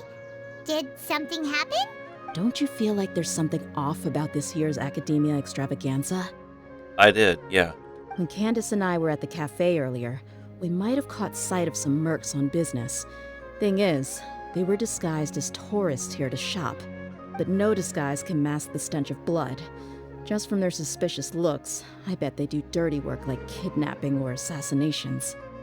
We eavesdropped on them for a while. Their target seems to be someone called Sachin. Sachin? Isn't that the person who Karina mentioned during the opening ceremony?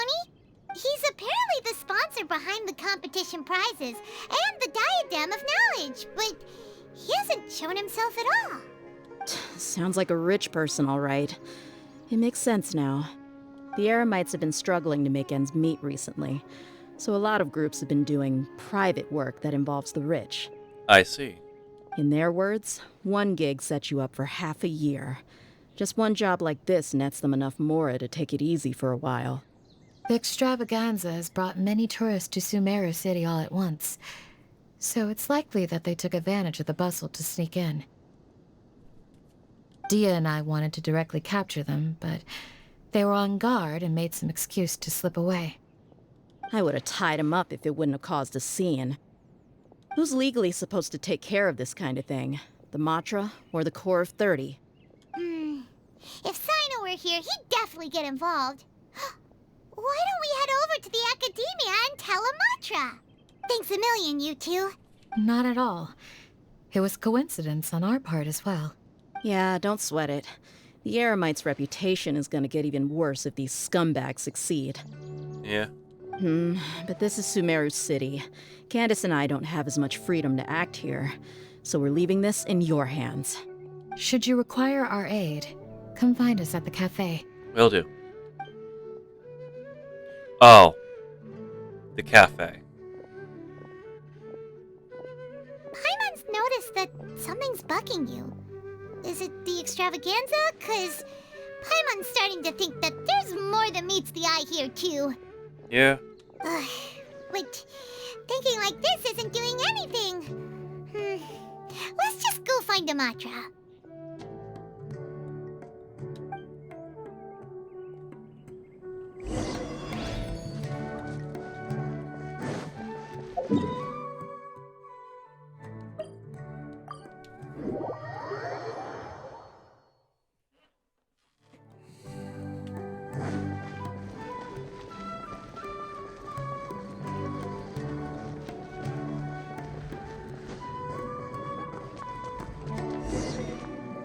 There's no one here. Hey, isn't that the Matra we investigated Siraj with? Arav, wasn't it? Let's go talk to him. Arav. Hello, both. It's been a while. Do you have any issues to report? I've never heard someone say hello both. Yeah, we tell them about the situation with Dia and Candace. Someone's planning to kidnap Sachin. Goodness. Though I suppose it's not all that surprising. The growing popularity of the extravaganza has given him quite the reputation boost as its sponsor. He's seen as one of these super rich types. Excuse me. Sorry. Bless me.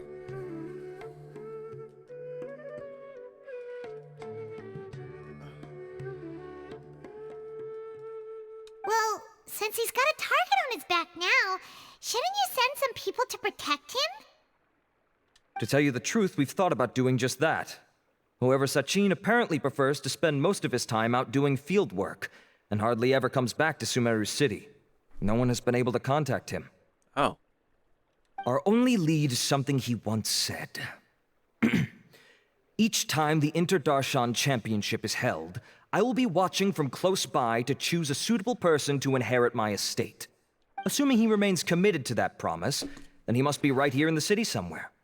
I suspect that the Eremites in question must have heard about that as well, and decided to come here and try their luck. So they shouldn't know where Sachin is either, right? I would assume not. Anyway, Mahamatra Saino is still on vacation, so I'll handle this. Don't you worry. A couple of kidnappers aren't gonna get very far in Sumeru City these days. I have my ways of forcing them out into the open. All of that said, if you're interested in Sachin's story, why don't you try tracking him down as well? Okay. The sooner we ascertain his whereabouts, the quicker we can act to ensure his safety. I mean, you could task all the Matra and the whole Corps of 30 with someone's protection, but if the client doesn't show themselves, there's nothing we can do to help them. Fair point. Guess we should start searching for him too, but where should we start? Do the Matra have any information at all on Sachin? None, I'm afraid. He's never committed any crimes or broken academic protocol, so we don't have a very detailed file on him.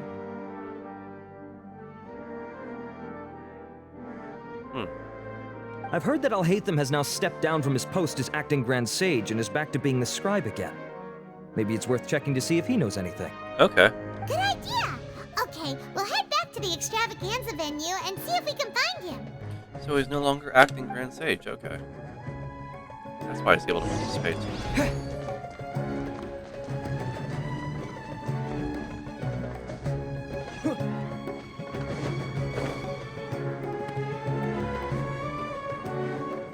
Ow.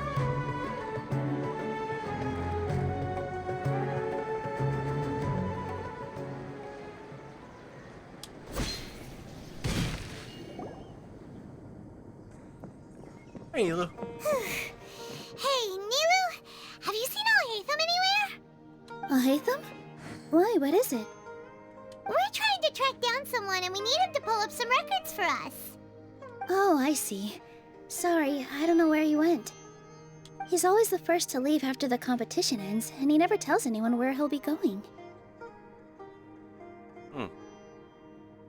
Huh. Yeah, actually, that sounds about right for him. Let me think. To be honest, he doesn't seem very interested in the extravaganza, so he probably doesn't stick around longer than he has to.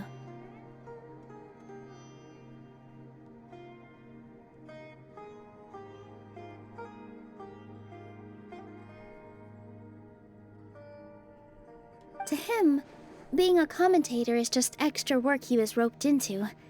Do you guys know of any places he'd go after work? Maybe he went home? Ooh, maybe. Paimon remembers that his house isn't that far from here, so we might as well check it out. Alright, let's go see what he's up to.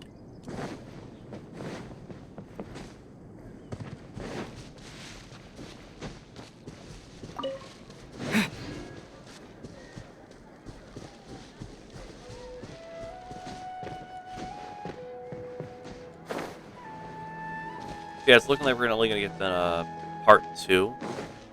So we'll be picking up part 3 next week, it looks like.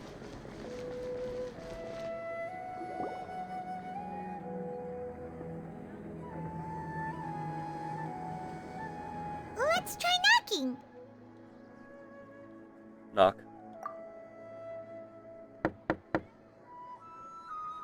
no answer? Maybe no one's home. Knock. Hello? Oh, Ethan? Are you in? We need your help with something. Oh, it's you two? Oh, Kaveh, you're home. Come on in, I'll get the door for you.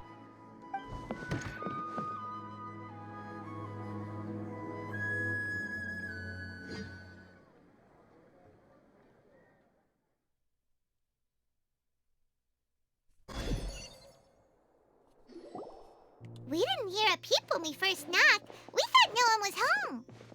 Well, I can't be too careful. If someone from the Akademiya came here looking for Alhaitham, and I opened the door for them without thinking, before long the whole city would know that I'm living here.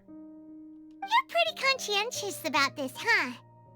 So, what happens if someone comes inside looking for him while you're at home? It's fine, as long as I stay in my own room. Anyway, why would someone just barge in here looking for him? Most people have better things to do. Fair enough. So do you know where he is at the moment? What do you think? Who knows what he does in his free time? All that matters to me is that he's out of the house. Did you have a quarrel or something? I wouldn't call it that. He's just incapable of saying anything pleasant at all.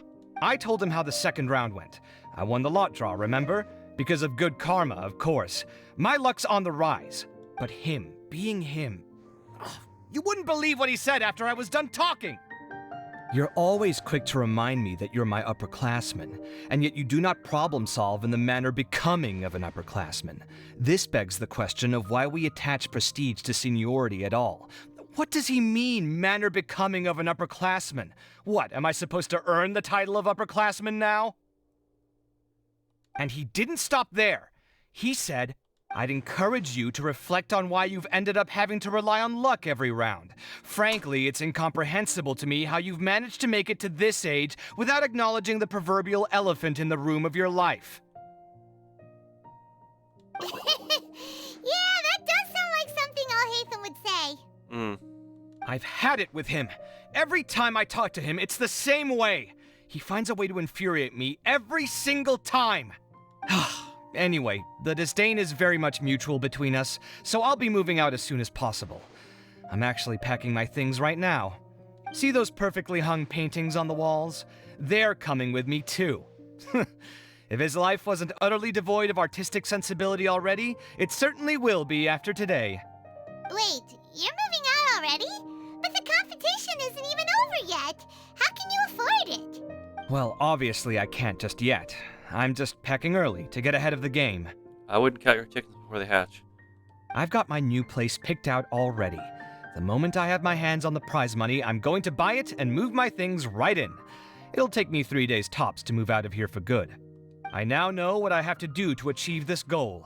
No matter what happens in the third round, I will win. I will emerge triumphant. You'll see. Well, we'll be rooting for you.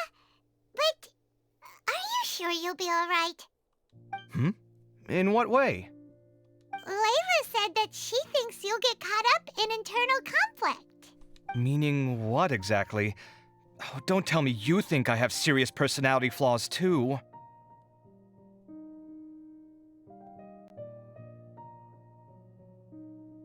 Oh, we didn't say that. But think about it. You say you want to win, but you also turned Farozan down when she offered to give you her points. Plus, you took it upon yourself to help those desert foxes.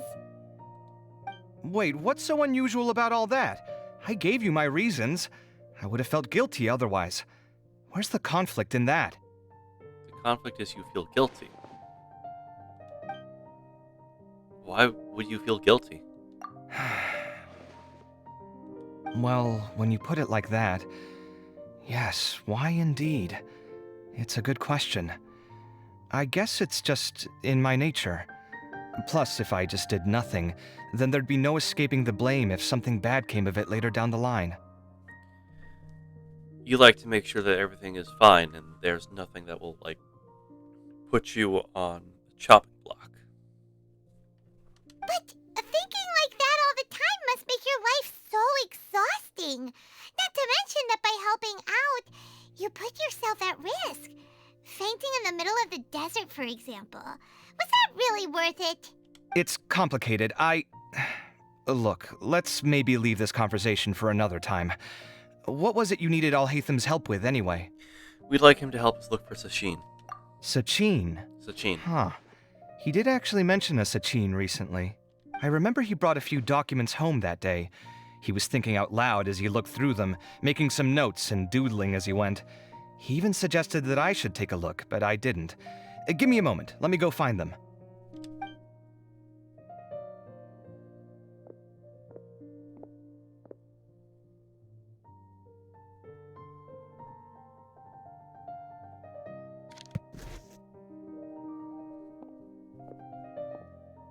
Ah, this is the one.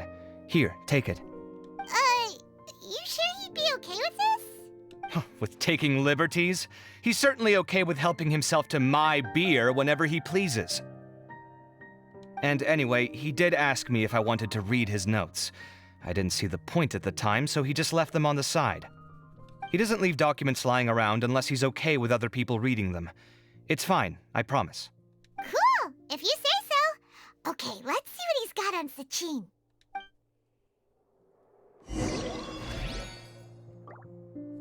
Oh, you've placed them on the table. I see. Okay, let's read this. Sachin was born to a wealthy family, and his father, Rajput, was a renowned merchant in Sumeru, with many properties to his name. At the age of 9, Sachin enrolled into Vahumana and achieved excellent grades. At the age of 15, he had completed all of his courses and graduated first in class, his accomplishments greatly lauded by the sages. At the age of 16, Sachin ventured out and began research in the local environment and customs. His travels took him throughout Sumeru's rainforests and deserts. When Sachin was 23 years old, his father, Rajput, passed away. Sachin returned to Sumeru City to take his father's business and spent 2 years there. At the age of 25, Sachin once again ventured into the desert to conduct field research. Records show that he traveled with a caravan and lived in Aru village for a period of time. 7 years, similar to the one report we found. Age of 32, Sachin returned to Sumeru City. He looked withered and weary, and his mental state in shambles. Much speculation arose amongst outsiders, but Sachin locked himself in his room and did not respond. At the age of 33, Sachin entrusted all of his properties to the Akademiya and pledged to donate proceedings to the Akademiya. He then wrote a contract regarding the use of the proceeds and property ownership. The following is an excerpt quoted that from Sachin when the contract was signed. A minimum of 30% of all revenue generated from the business will be used to fund prizes for the Inter-Darshan Championship, which will encourage young prodigies to actively participate in the competition. I will also be donating my entire collection, the most prominent item of which the Diadem of Knowledge will serve as a symbol of great honor in the Inter-Darshan Championship. Only the winner of the competition may wear it. In addition to the Akademiya is only given the right to maintain and manage my properties. Ownership of them does not belong to the Akademiya, nor does it belong to me.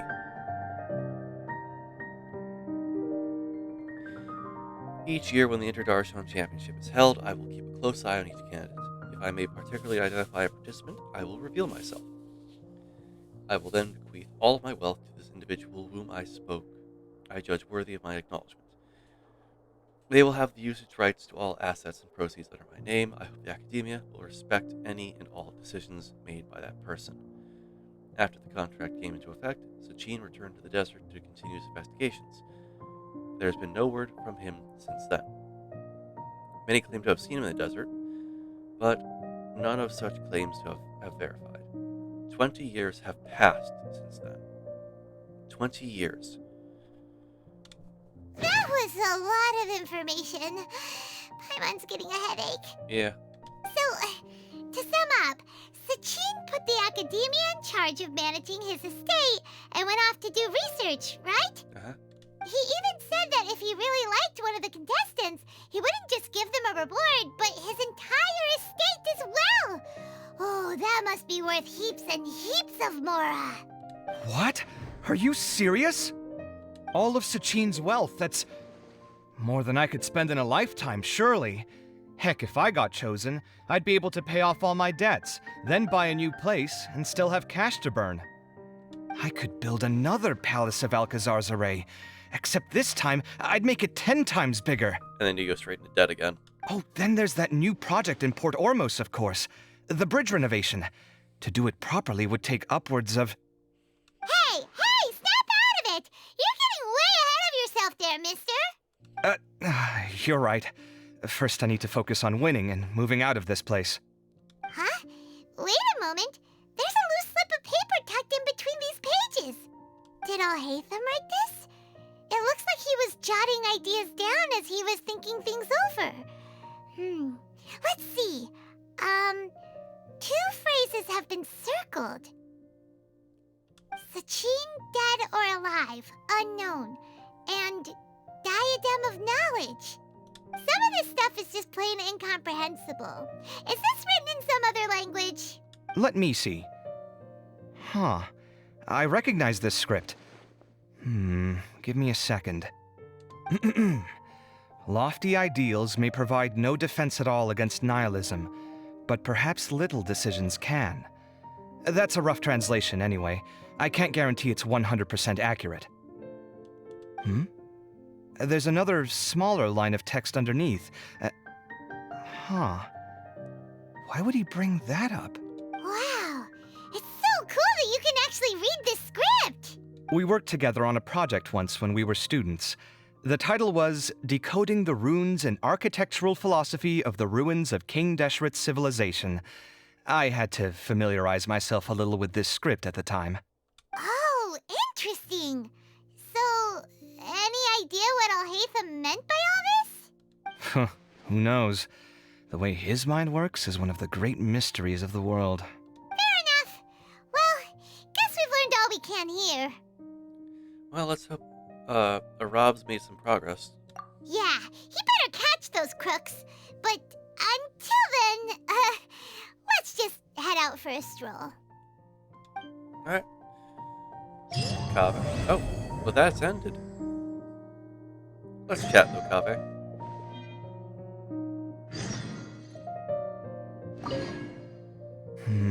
Little decisions. What could have been going through his mind when he wrote that?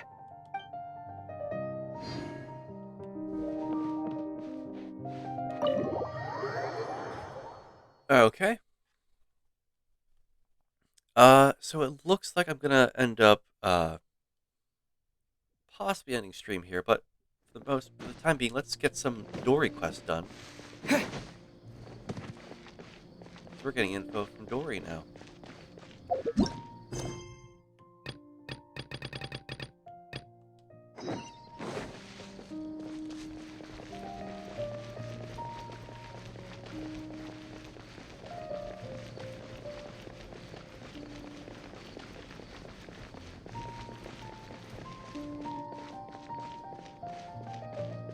Dory, manifest.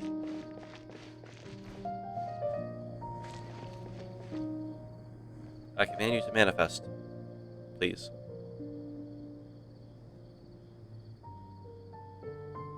Pretty, please?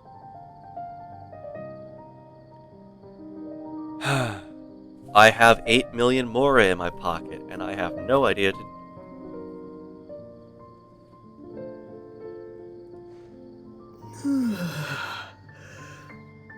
That worked. By the way, I have a suggestion because of the upcoming special program. What is the suggestion, Twee? Each character banner lasts 3 weeks, and now we currently are in the second phase of 3.6.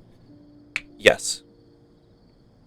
May the Dendro Archon bless us with a bountiful harvest every year.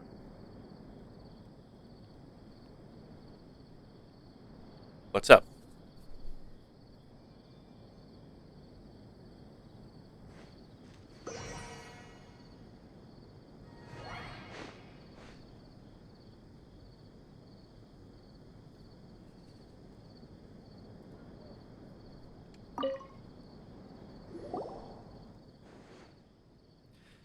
It's yet time for an information sale from Lord Sangama Bay. Would you two like to purchase the latest reports? Let me see. This information isn't that important, so I'll go. So it'll go for only 500,000 mora. Because there is always 1 week that is between the special program and the maintenance date. I suspect we'll be seeing the next special program on May 12th, which is next Friday. Ah, so I might have to rush to get a lot of things done, story-wise.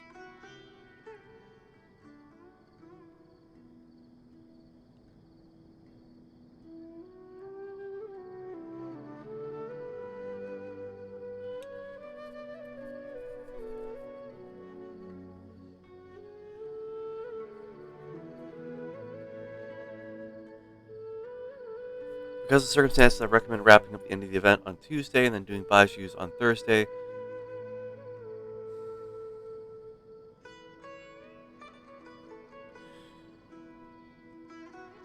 Okay. I might just do that then. I don't want to, but I might just have to do that then. Half the usual price, what a bargain. Mind giving it to me for free?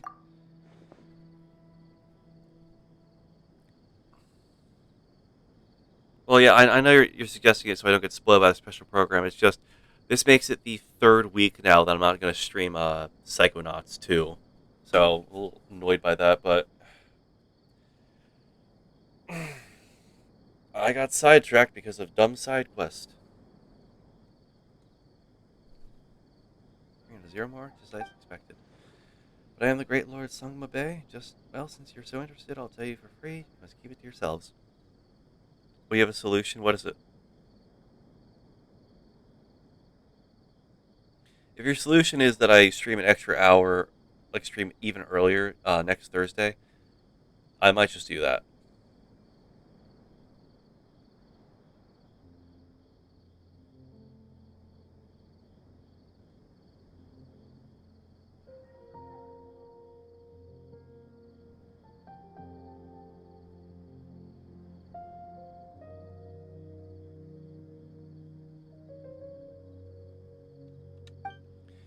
I heard that 20 years ago there was a contestant whose personality suddenly changed after taking part in the competition.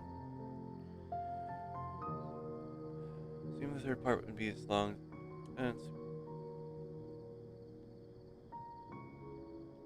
you complete the event on Tuesday, you might have time for Psychonauts 2. Yeah, I mean, yeah, sure, we'll see what happens there.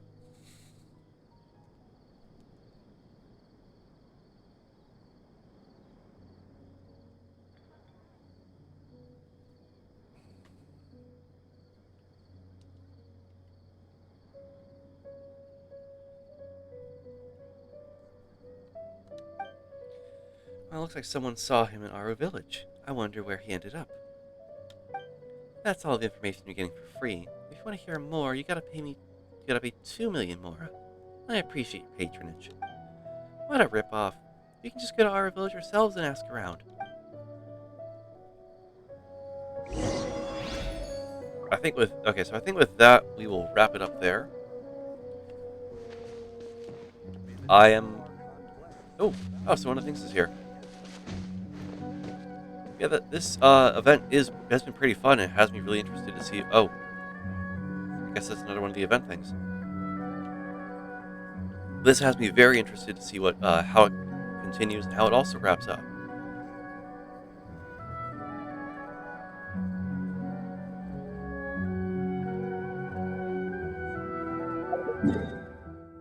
How far back into our? Okay, it's over there.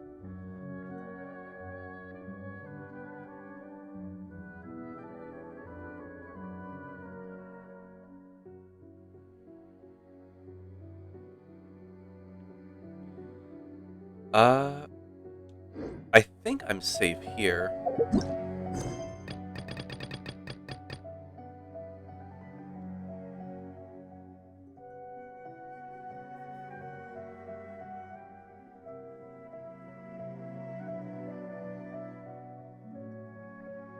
I don't know where this starts. So to play it safe, I'm just gonna spawn in Liwa for next time. Well, next time I hop on tomorrow, so I don't like start a quest by accident because I don't want to have that happen.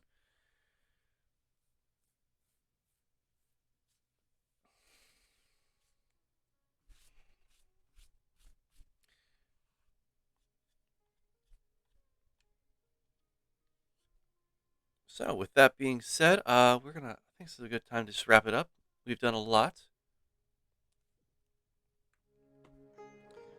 So I guess I'll do you suggested their tweet. So next Tuesday, should things go well, we'll be finishing up the rest of the Academia Extravaganza, and then following completion of that, we will jump ship and go straight to Psychonauts 2, providing that it actually works this time. And I am going to test it over the weekend to make sure it does work correctly. And aside from that, Someone just heard that the Matra have arrested some Eremites who snuck into the city. Maybe they were the ones plotting to kidnap Sachin. Let's go to the Akademiya and check with the... I was checking the map game.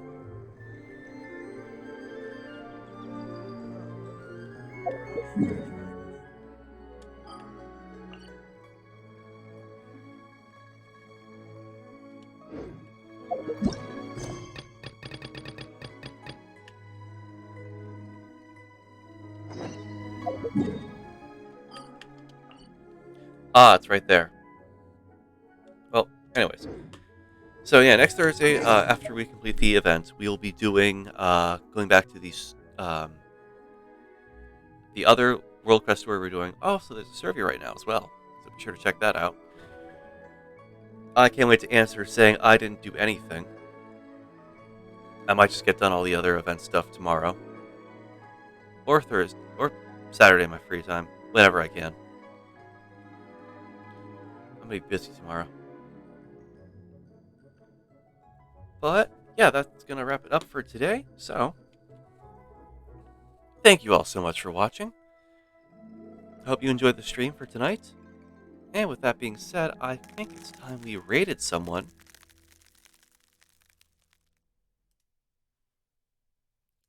Let's just go ahead and get things. Give me a second. Let me get things moved over.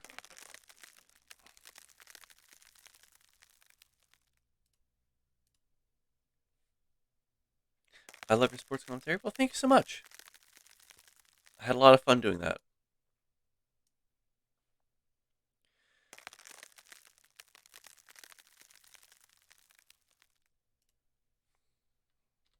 So, let's see. Who is live tonight that we can raid?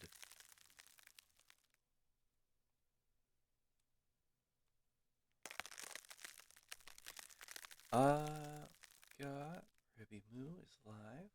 Zito.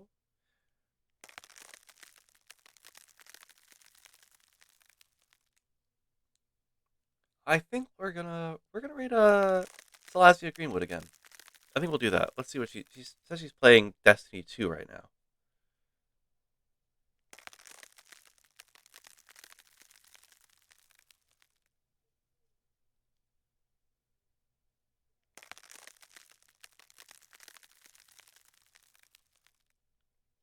Yeah, we'll raid her.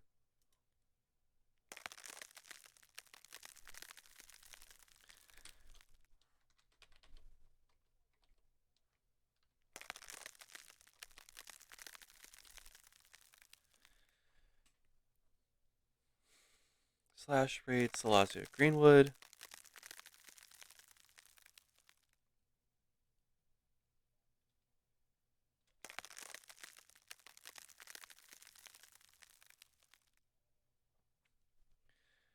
Alrighty, so I'll see you guys later.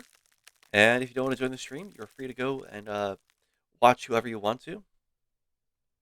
Go ahead and watch whoever you want to watch, and I'll see you all later. Have a good one.